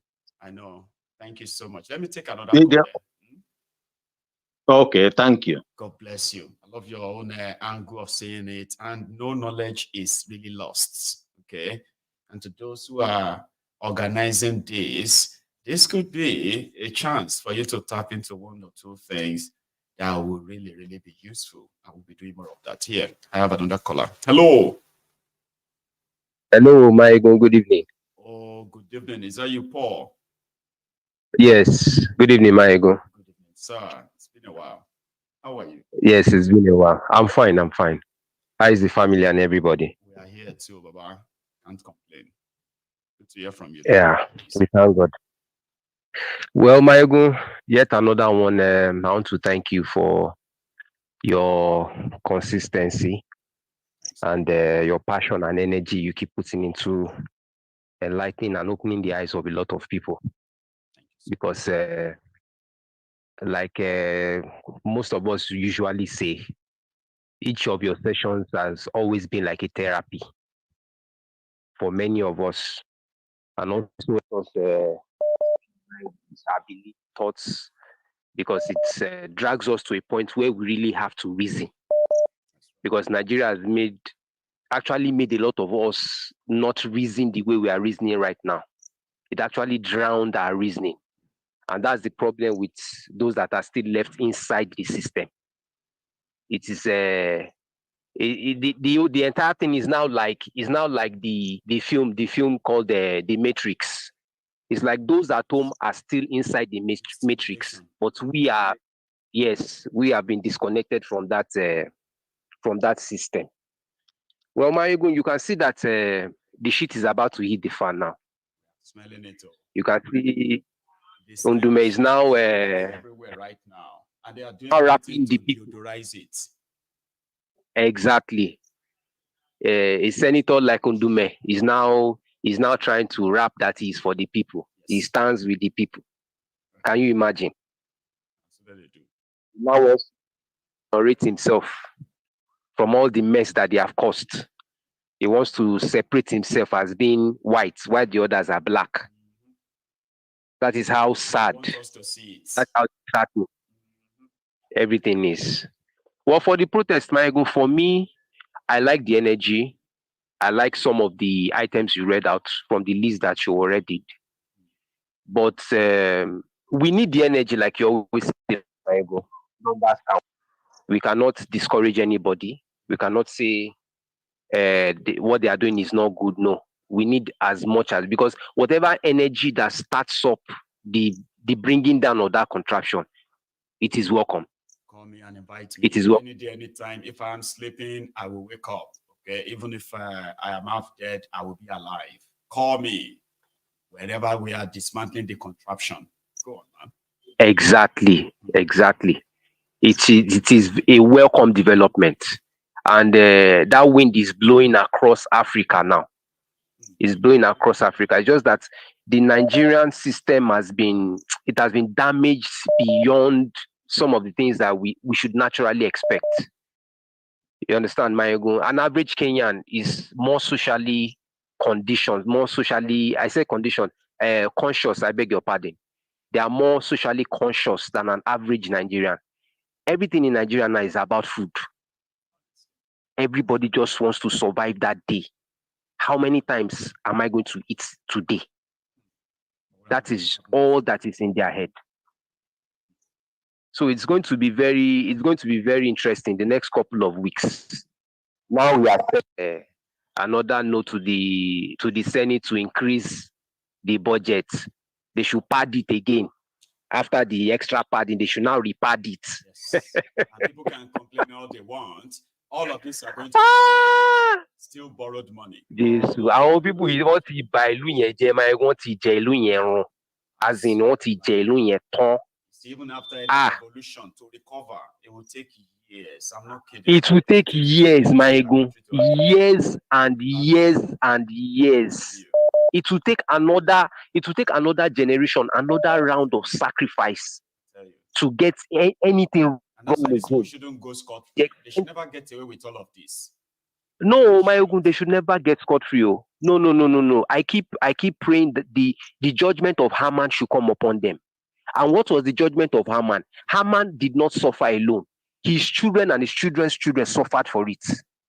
The judgment of Haman should come upon them. They should not suffer alone. Their children should be held. Their children's children should be held also. Because once destroyed generations. Looking at it generally, you just be like, how wicked can people really be? Not to see this damage. I typed something. I think it was yesterday's program, Maiyegun. I typed something. I said, just the Nigerian politician, and you will see the innocence of the devil. Look at the political class in Nigeria. They didn't do that, but they will still blame him. Exactly, Maiyegun. Just look at the political class in Nigeria. You will see the innocence of the devil. How? Báwo ló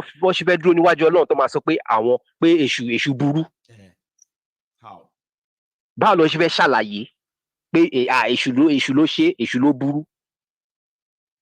Nǹkan tẹ́ ṣe, ẹ bàlújẹ́, ẹ jẹ lóhun. You destroy generations upon generations. You don't even give a damn. The Gen Z that should handle this situation, Maiyegun, the reason why we cannot experience the same reaction as that of Kenya is, Maiyegun, that they've destroyed our Gen Z. They've destroyed them also. They are not mentally sound like we are expecting them to be. No. They are not on the same level. There is a clear difference. You showed a clip just now, Maiyegun, on this program about the students in Ibadan protesting school fees. How will that money be brought down? When they finish, wow, but they just want it down anyway. They just want it down. How will it be brought down? Subsidy was removed on education. They don't know. They thought maybe they just said only petrol. And now they don't. Probably just finding out. It's just like what exactly, Maiyegun. It's just like what this our sister that keeps calling in Aduke. When she keeps mentioning education, people think, oh, it is just the formal education. No. That education just underline it, change it to information. Nigerians are not informed. They're not as informed as they should be. So if you are not informed, you will not be able to take the vital steps you should take. Yes, Nigerians are not informed people. That's why this whole mess now, it actually begs the question, are Nigerians really intelligent? That's it. Because you hear, oh, Nigerians are the most intelligent people in the world. They do this, they do that. Oh, it really begs that question. Are we truly intelligent? Can we really stand and say, yes, we can absorb something given to us, an information given to us, and we can actually process it and use it for the right reason? Because only àwọn wèrè ń sìn tó wà lórí space lórí Twitter tó ń sọ̀sọ̀kúsọ Igbo protest, Igbo this. Àwọn wèrè yẹn náà lọ school, wọ́n máa sọ pé àwọn lọ school. You know, some of them even have families, grown-up men. And wọ́n lọ school, pushing a negative, a bigot narrative, just because of the pennies you are collecting from your slave masters. It's just so sad, Maiyegun. The situation is just so sad. And look at the religious leaders now. Everybody is trying to cash in or cash out. It's cash out time. They are quiet.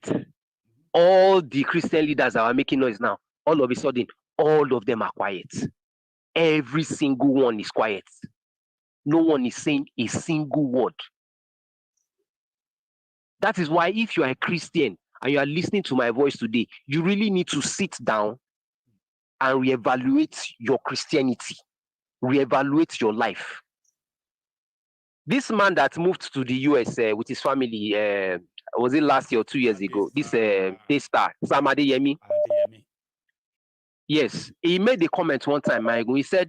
He said, spirituality does not give you the reason to lose your senses, to lose your level of reasoning. Being a Christian doesn't mean you have to be stupid. Tell them. We are following Christ doesn't mean you have to be stupid. So why do you keep lifting, just like African Wahala keeps saying, why do we respect them? Why do we revere them? Why? Why do you respect Adeboye? If for me personally, if I was a member of the Redeemed Christian Church of God, immediately I realized all this rubbish, I would have left the church. I don't care if my branch is abroad, or I don't care. I would have left, because that is not what Christ preaches. On fly, on budget to London. God, you will just pray and you find yourself there. You will not have to fly there. On jet. On jet, on security. On security. Let me take Thank you, Maiyegun. You have a good one, brother. Okay.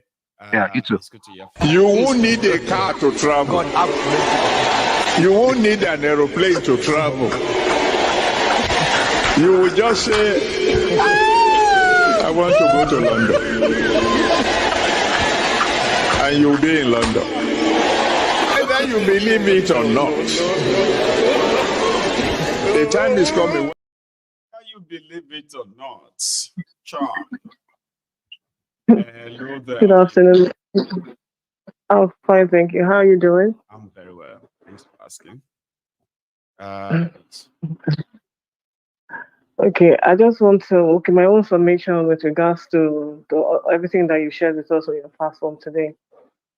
Let me start with Ndume and how disingenuous he is, dishonest as well, right? Now you say that you want to speak for the so-called people. I mean, how long has he been in government?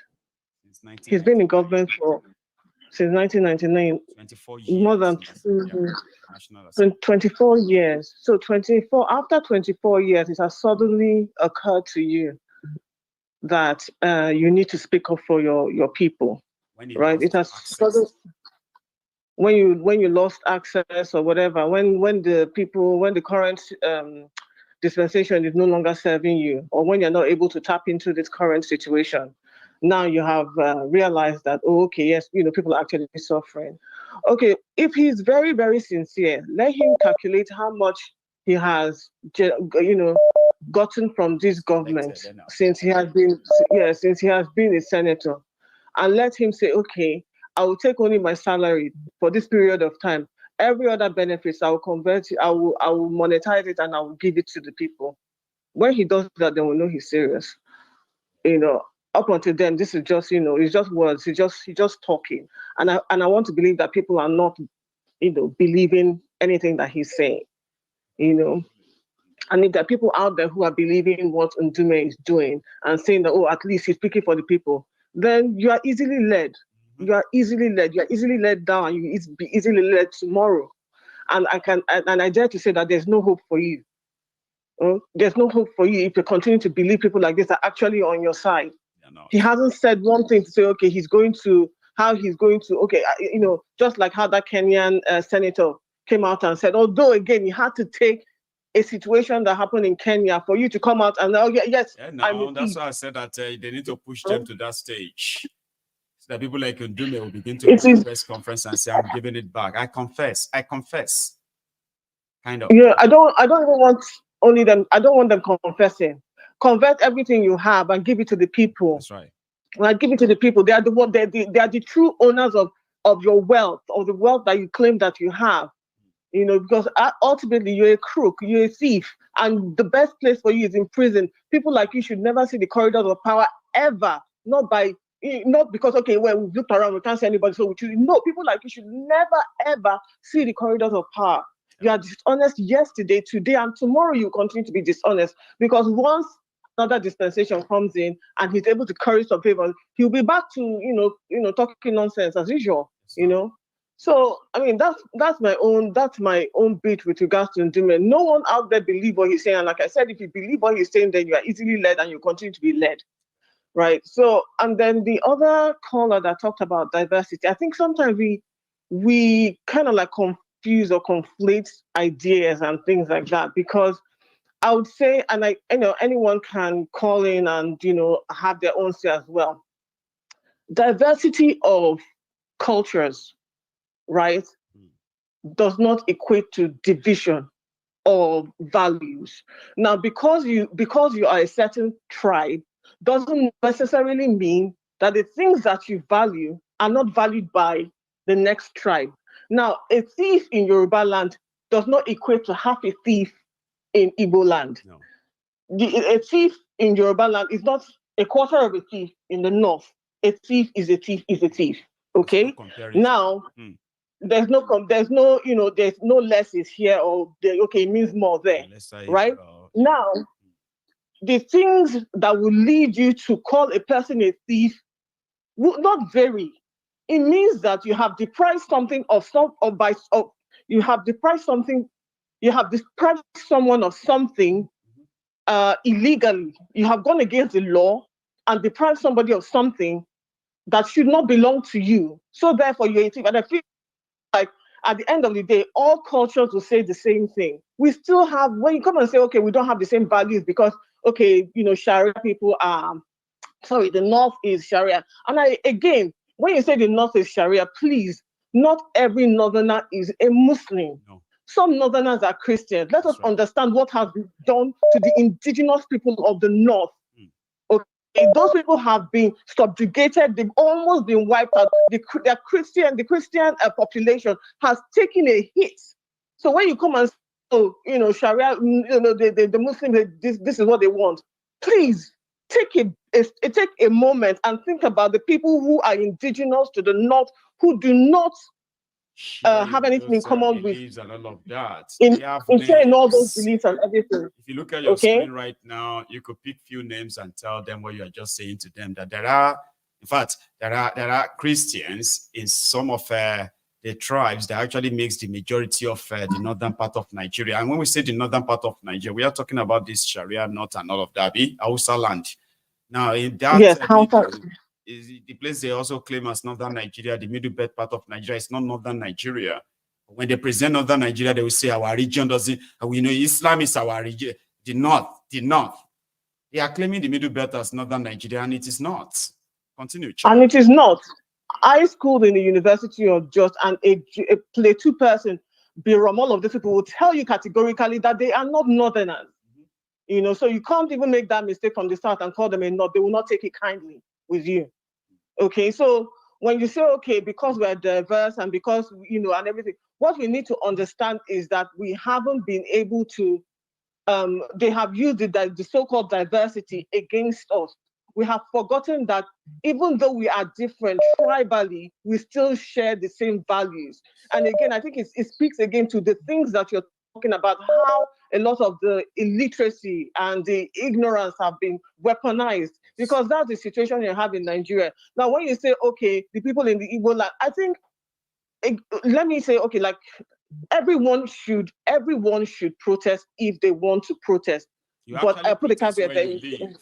That's what it's all about. You protest where you live, because you don't say no. You can't say, okay, no, you know, all the Igbos should come to Igbo land and just protest in Igbo. No, you protest where you live. All of the criminals are where you live. They're not somewhere else. They're where you live. And the criminals where you live are the ones who are, you know, who have the greatest impact on you. Okay. Now, I know that there's a lot of apprehension against, you know, around Igbo people joining the protest. And you know why, right? Because more than, you know, enough times we have been made the scapegoats of every, you know, didn't even know anything about. Yes. blamed for things that we don't even know about, you know, and everything. Even though Igbos have been coming out to say, okay, we're not going to join this, your protest and everything, right? Mm-hmm. People are still villainizing the Igbos and saying that these protests are the Igbos. Yes. Now, forgetting that if you take a moment to actually think about the Igbo journey in this contraption called Nigeria, right? This is the people who, like the previous caller said, is the most heavily militarized area in the whole region, yes. Right?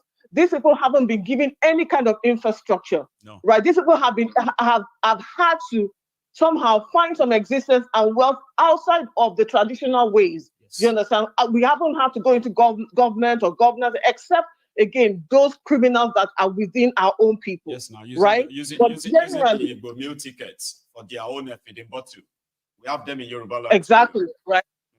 So like when a lot of people come out and say, okay, talk about the Igbos and everything, you have to understand that because of the things that we have been through decades upon decades, we are best equipped to actually weather this storm, because we have been so out of the hole. We have been under governance but not governed, if you understand what I mean, right?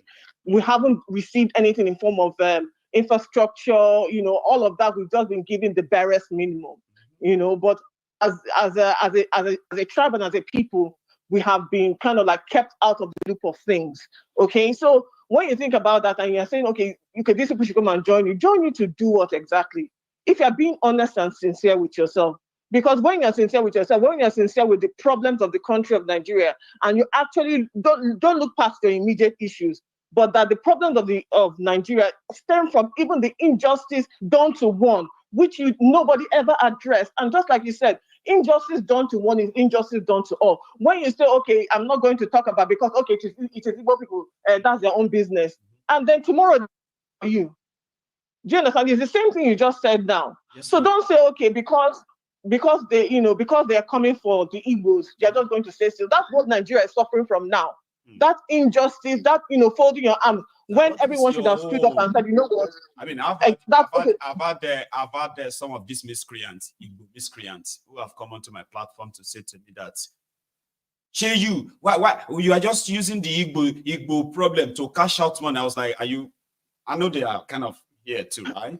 I'm glad that you don't think, why are you talking about the Igbos? Leave us alone. Stop talking about us. I was like, no, I'm not talking about you, lunatic.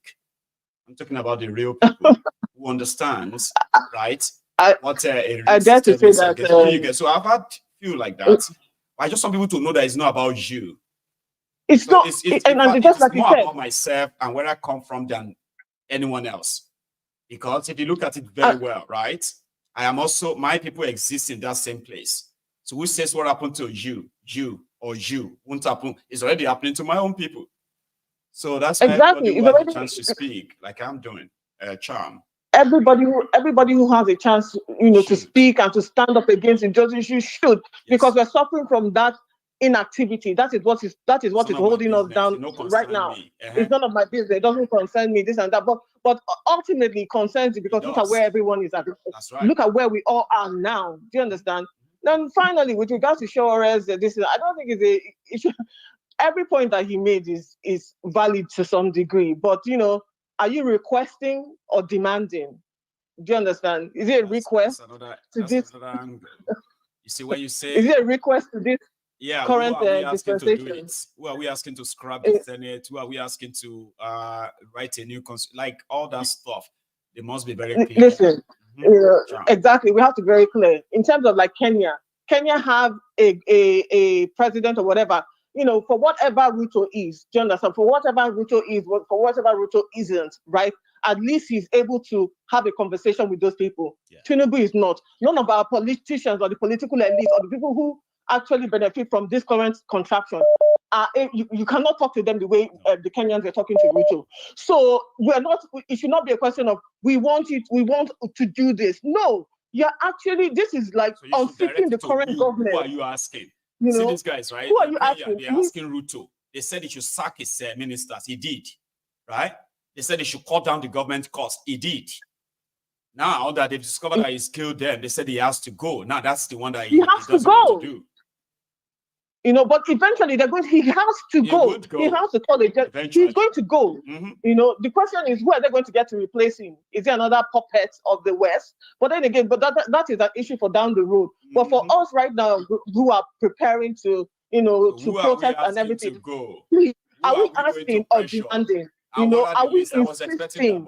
You know, are we insisting that this government vacate that this? We don't want any single of them, because none of them is a leader. None of them is able. All of them should go. They also be asked to go.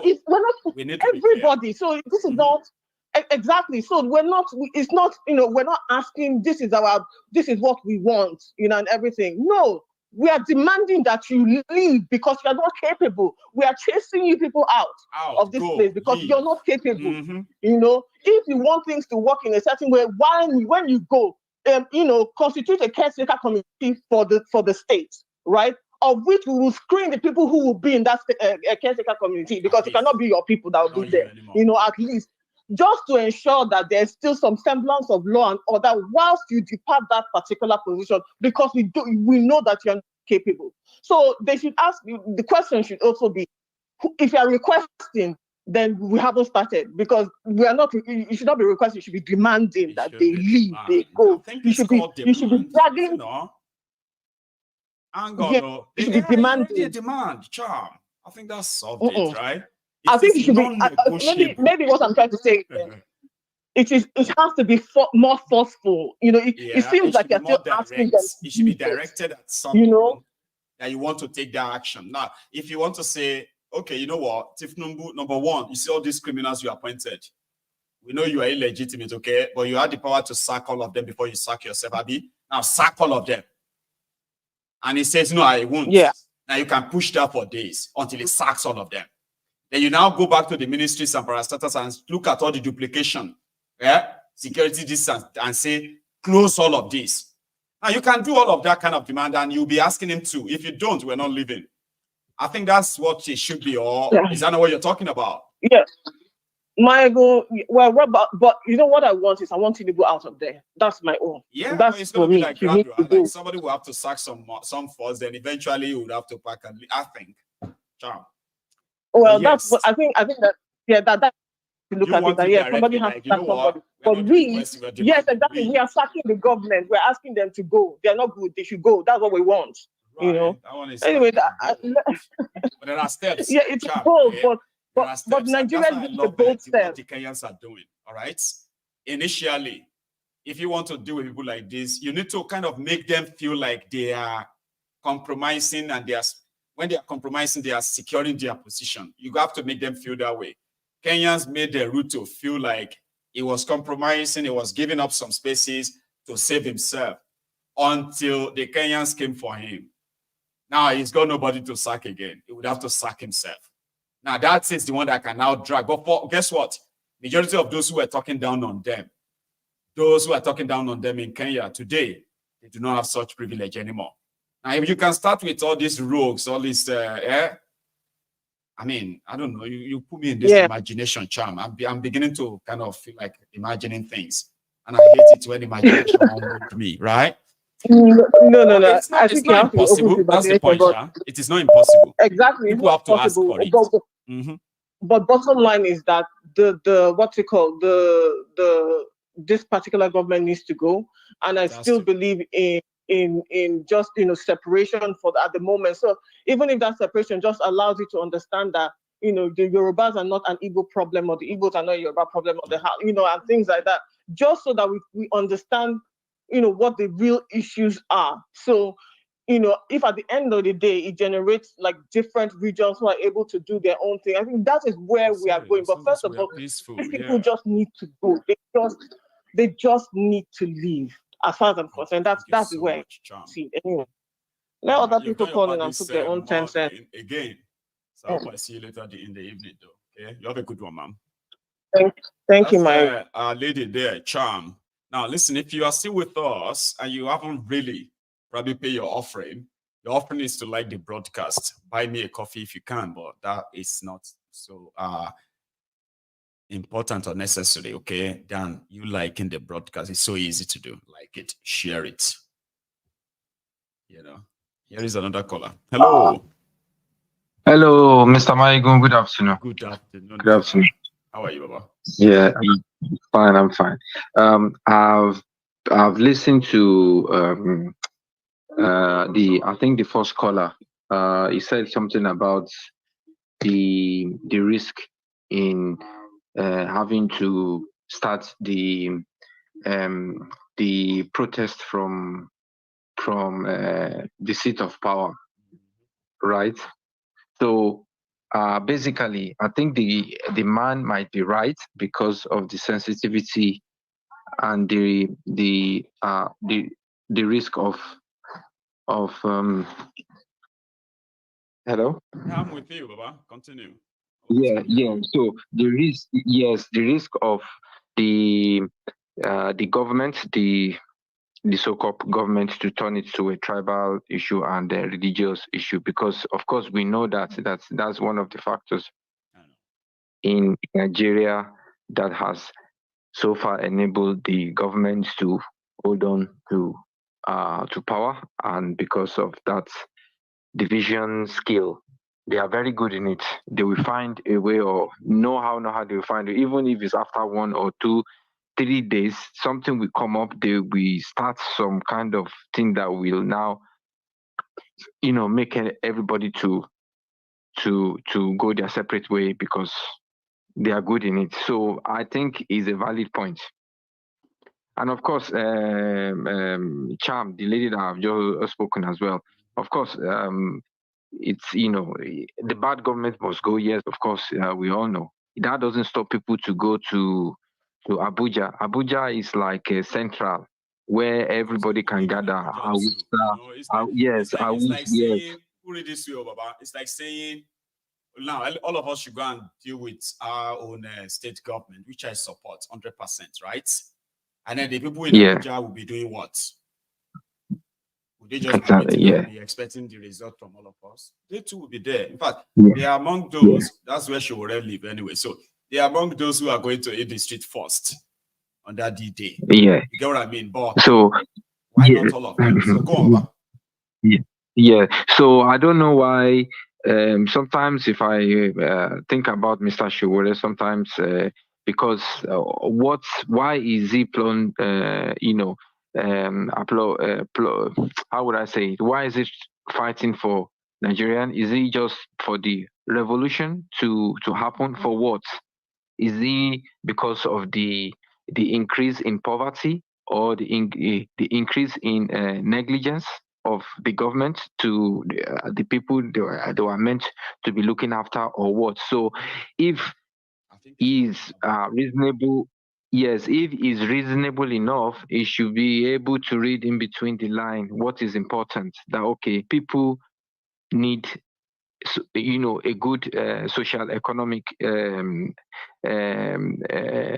situation where people will be, you won't be able to see difference between rich and poor, right? Because if everybody have enough to eat, if everybody have one thing or the other that they are doing, and then at least they pay their, they are being faithful enough, pay your tax, and then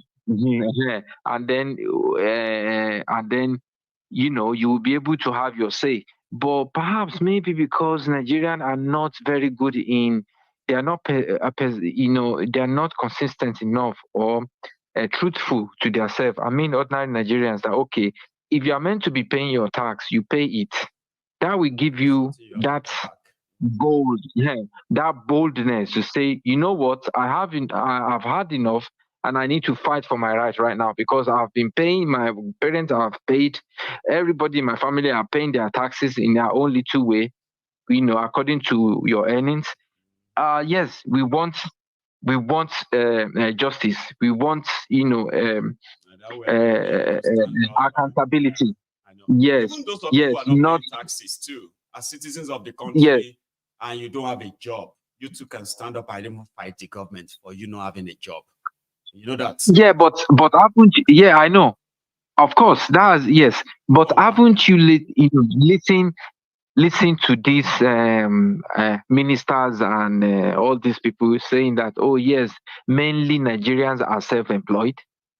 Okay, if they are self-employed, using that narrative, even though exactly, even though yes, they don't give you any reliable data to say those Nigerians that are self-employed, it right? is, They are self-sufficient. They won't give you the yes, data. Majority of them are not yes. self-sufficient. You see, it is intentional. Why would somebody in a market or in a Agbero bus stop have just a little paper where they will be cutting it, giving it to people to pay some money? That is not right. That's what they are doing. It's called extortion. So because a rent-seeking system. exactly, that's exactly extortion. But Yes, that is extortion. So what? You are not sure what he's pushing and all of that. But Yeah, what does it stand for? Okay.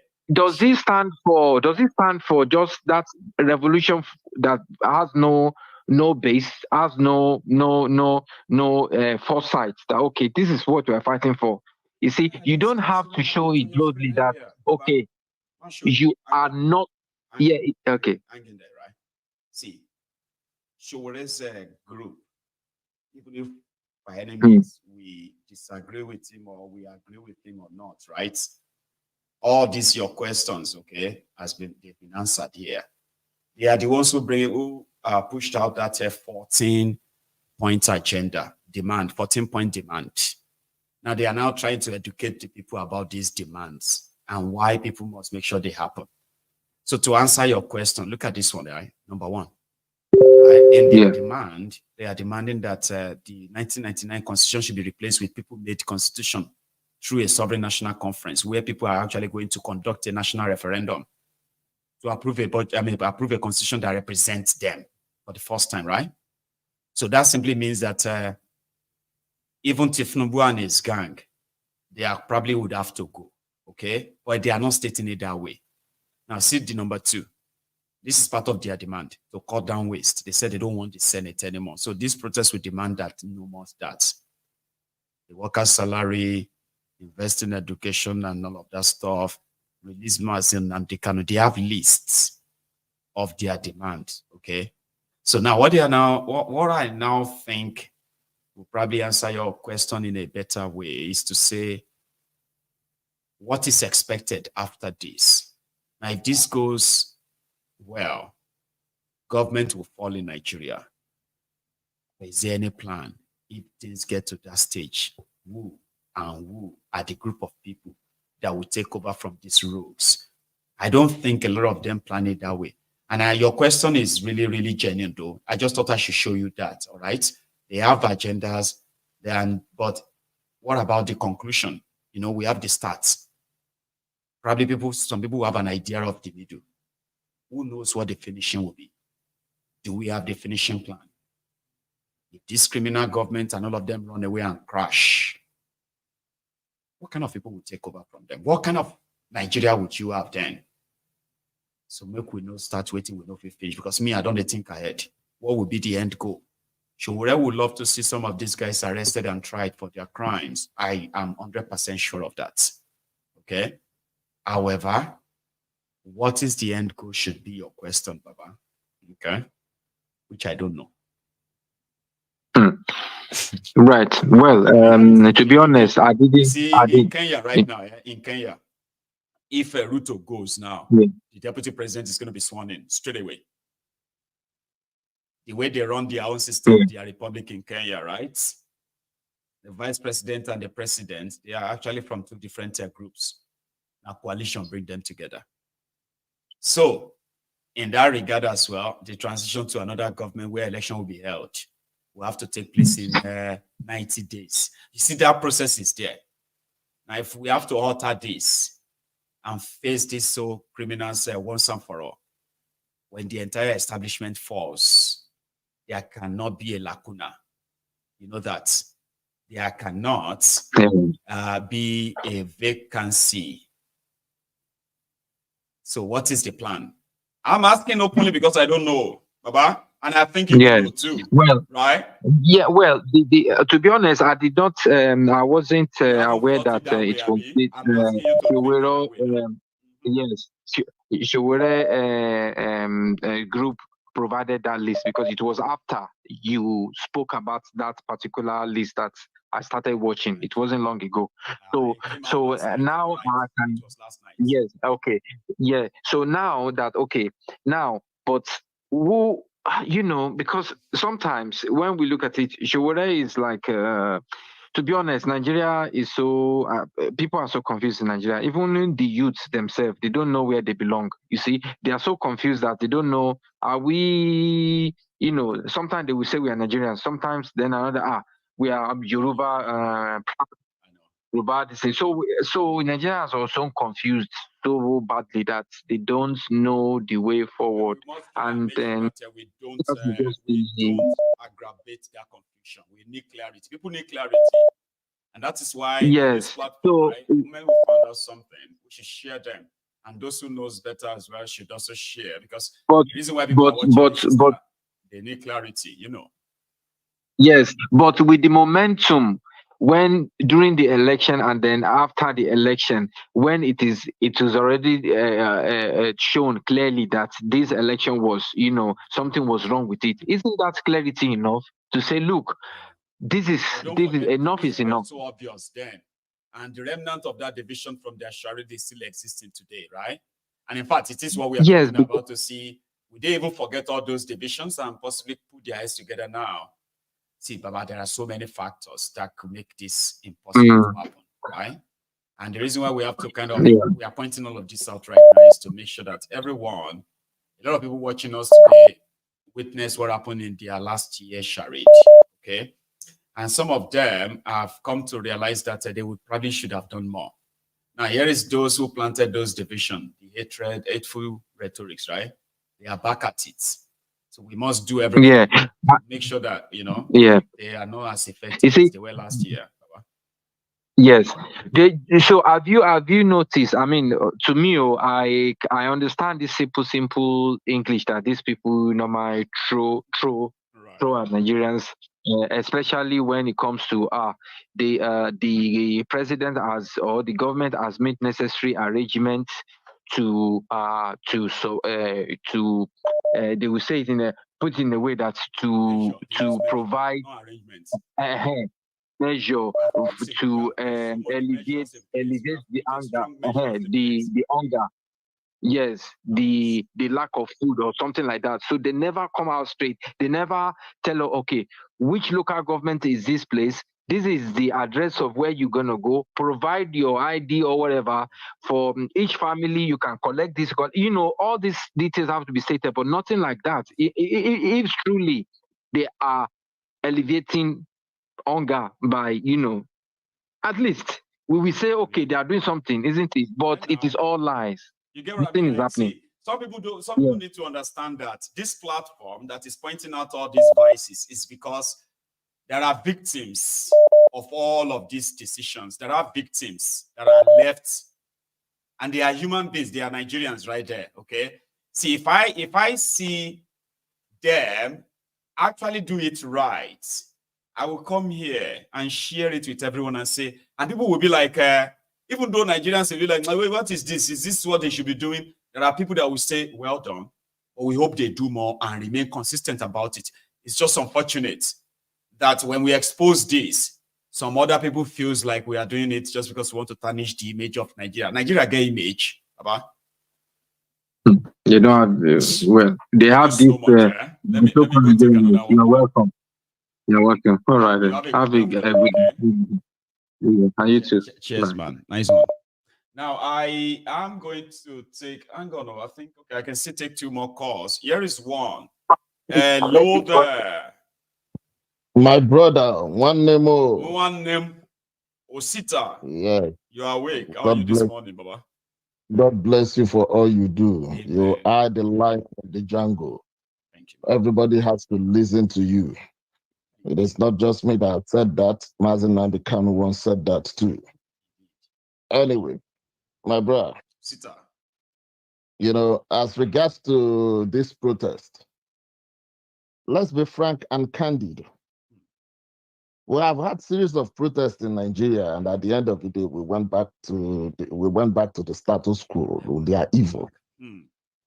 And because all the protests we have had in Nigeria, no one one of that protest has been attached to solving the problem of Nigeria. Solving the problem of Nigeria is breaking Nigeria. One out of the two things would happen. Genuinely, you return back to the parliamentary system of government whereby the regions will govern themselves. Or you break the country completely and let everybody go their separate ways. The reason we are having this problem is that because the issue of trust amongst us has been totally bastardized. Broken. It has totally been broken. It is lost. That means when things like that happen, what will happen next is that the bad people amongst all of us, I call them the idiots amongst all of us, every region, they will come together at the top and sit on us and perpetrate their evil. So the only means of doing this thing, having this thing, Nigeria is more complex than Kenya. If we have to tell ourselves the truth, Nigeria is more complex than Kenya. Jeez. The people of Kenya, when you talk about their diversities, it's not up to the kind of diversity that you have in Nigeria. So we have to recognize what we are doing. Anything that you are doing, that you're saying you're making a protest, is not all about toppling Tinubu's government, but it's all about toppling the system that we have, the federation, which they are okay with, but it's not working which they are okay with. Us, but they are okay with it. Like you that ask, is what we are toppling. like you asked the question. And you that asked the is not question here. Alone. Yes, you asked the question here that even if we succeed now, from what we are seeing, the narration, the narrative of which they are putting up, what comes next? What happens next? What comes next? The same people will come and say they are elders. We are all just going to go out and chase them. Yes, another set of rogue will take advantage of it. It will surely happen. You know how it's going to happen? It's going to happen whereby the people of the international communities, especially the West, this country where I dwell, America, they will come in and say, oh, they have somebody who has been born in America, who has lived in America, that the person is coming, those guys are coming in as peacemakers. They will bring United Nations. Everything, before you know it, will go back to where we are coming from. The same set of people that run away from us, they will begin to return to the country small to say they want to form a government of national unity. Yes. So who has the plan? What's going to happen at the end when we chase them? Has anybody thought about this? And we need to keep asking. Has anybody thought? Yes. Yeah. Has anybody thought about this? Because let me tell you, that everything that has an advantage has disadvantage. When you talk about divide and rule, it has advantage, it has disadvantage. If we ourselves, the indigenous people, decide to divide ourselves in the sense that everybody should go back to their region and control yourself from the region, I am telling you, then we will have a clear face of what we are trying to achieve. But if it's not, anything you are doing right now, anything you are doing right now that is being planned centrally, I tell you, it's not going to work. But when you do this thing, you plan it from the locality of where you come from, you will see that you will have a kind of result. If it is not perfect, but it will near perfection. This is my own take. All these things that when Kenya started this thing, their demands were not made on TV. The time of the time and the projection was not made on media. But these things, they come naturally. Any revolution that doesn't come naturally in this modern age is never going to work. That is something I want you to understand, because the revolution that Nigeria is talking about is not a revolution that comes with laughing. It's not a revolution that comes with putting champagne on the table. It is a revolution of mind, a revolution of character, and a culture. And it's going to be a revolution that people are tired of the status quo. Thank you very much, my brother. Bless you. God bless you. Osita, thanks for stopping by. You need more than just a physical revolution. Going on the streets and all of that is not just enough. It should be the last. There's so much revolution that should be taking place in our minds. We've said it here before. The revolution of the mind. Remember that. The revolution of the mind is when you begin to know that your demands are going to come to you naturally because they've always been there. And when you ask, when you demand, they have to answer. Right? So, well, we will keep educating and helping those of you who needed clarity. Okay? It's going to happen. However, there's something that also should be clear. When we chase these rogues away, what is going to be the play? I have one single solution. Once you chase them away, right, the next is going to be a demand for everybody to go back to their regions and handle their own affairs from their own different regions. Remember that. There must be something. There has to be where a demand, okay, is being made and those demands are being fulfilled. So when you want to, when you demand for the establishment to go, you are not just asking for thiefnubu to go. You are asking for the entire 36 state governors to go and their deputies, assemblies, all of them. You will take over the local government secretariat in your local government areas. You will chase every one of them away until the signal comes and says the entire system has collapsed. And then the conversation around how do we go our separate ways begins. Chaos, you know, they might use this to blackmail you and say, you see, they're just going to put Nigeria in problem. And once Nigeria is a problem, you know, will be refugee in the world. No, you won't be refugees. They will be refugees running away from their crimes. But it just has to happen. And they will make it happen. As much as they are spending so much right now, spreading so much fear, spending so much money to force this down everyone's throats. The what do you call it? The reality is that, or should I say, yeah, the reality is more or less like how long or how much do you think? For how long do you think they can possibly deviate or get everybody to be held down? Or for how much do you think they would have to spend to discourage a lot of you, to discourage others from standing up? There's so much talk out there, okay? But the bottom line is that for those who are smart enough, thiefnubu and his gang, they do not have any solution to whatever you are going through right now in Nigeria. I do not know how to probably say this to you in a different language. There is no solution. Nothing, no way forward, no way ahead, nothing.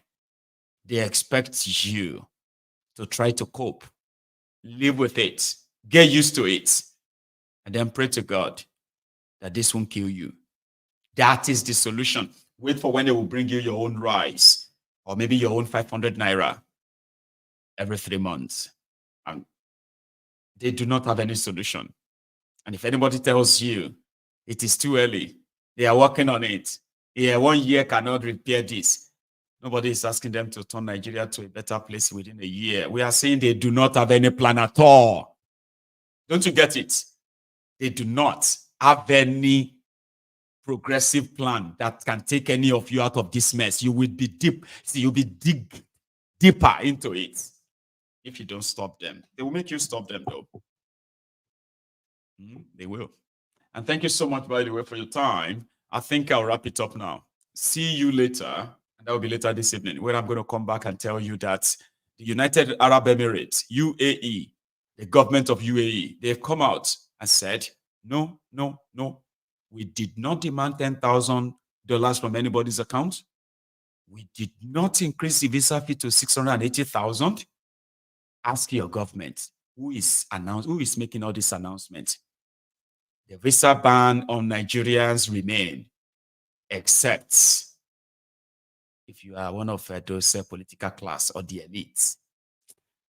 Another one is that even though Nigeria is currently operating or running 4 budgets, 2023 budget, 2023 supplementary budget, 2024 budget, 2024 supplementary budget. Now I just heard that they are now going to amend the budget, edit the 2024 budget where they don't pass.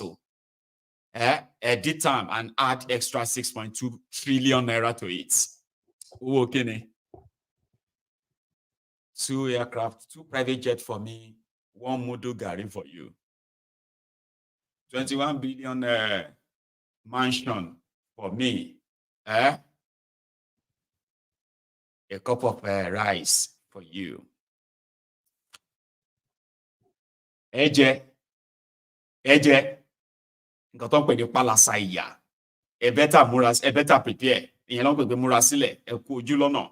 Whatever you are facing under thiefnubu right now, preface ni, preamble ni. You know, it's like being in Genesis, and touching lost Revelation. I'll see you later this evening. Good afternoon.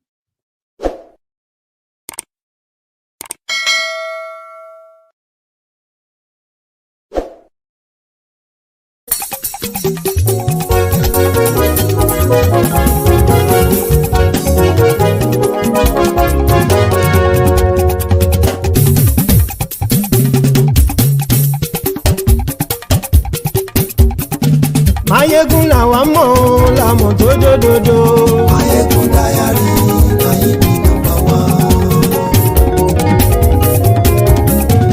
Maiyegun làwa mọ̀ làmọ̀ tó dòdòdò.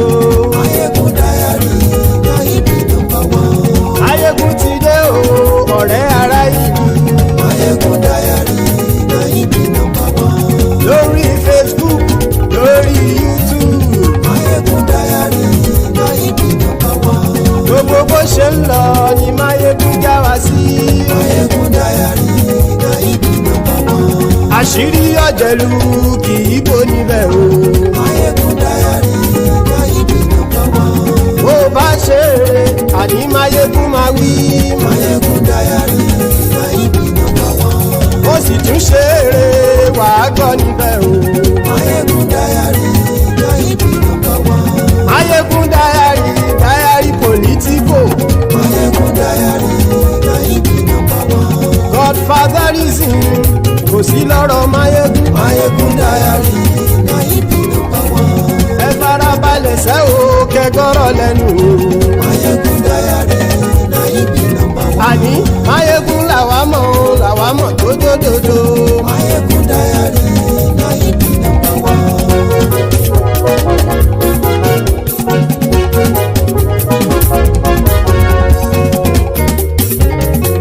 Àní ẹ̀sùn ràkì.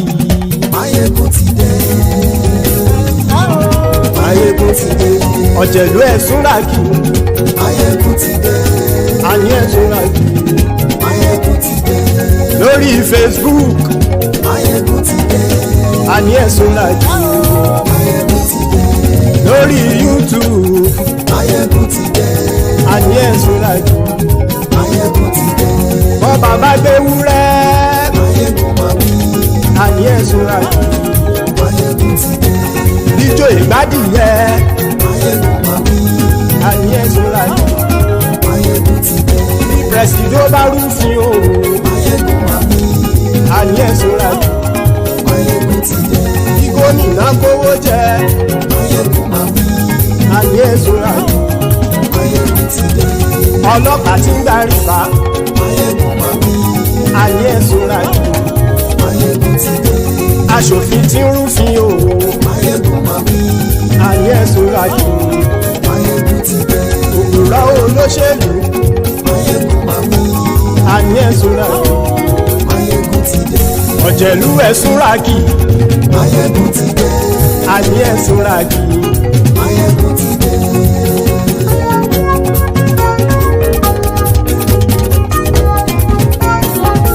Maiyegun ti dé. Gbogbo ọ̀jẹ̀lú ẹ̀sùn rà kì. Maiyegun ti dé. Gbogbo ọ̀jẹ̀lú ẹ̀sùn rà kì. Ṣùgbọ́n ní bá ti ṣe èyí tó yẹ kí wọ́n ṣe ọmọ bá dèrò ní fi wọ́n níran o. Maiyegun ti dé. Gbogbo ọ̀jẹ̀lú ẹ̀sùn rà kì. Maiyegun ti dé.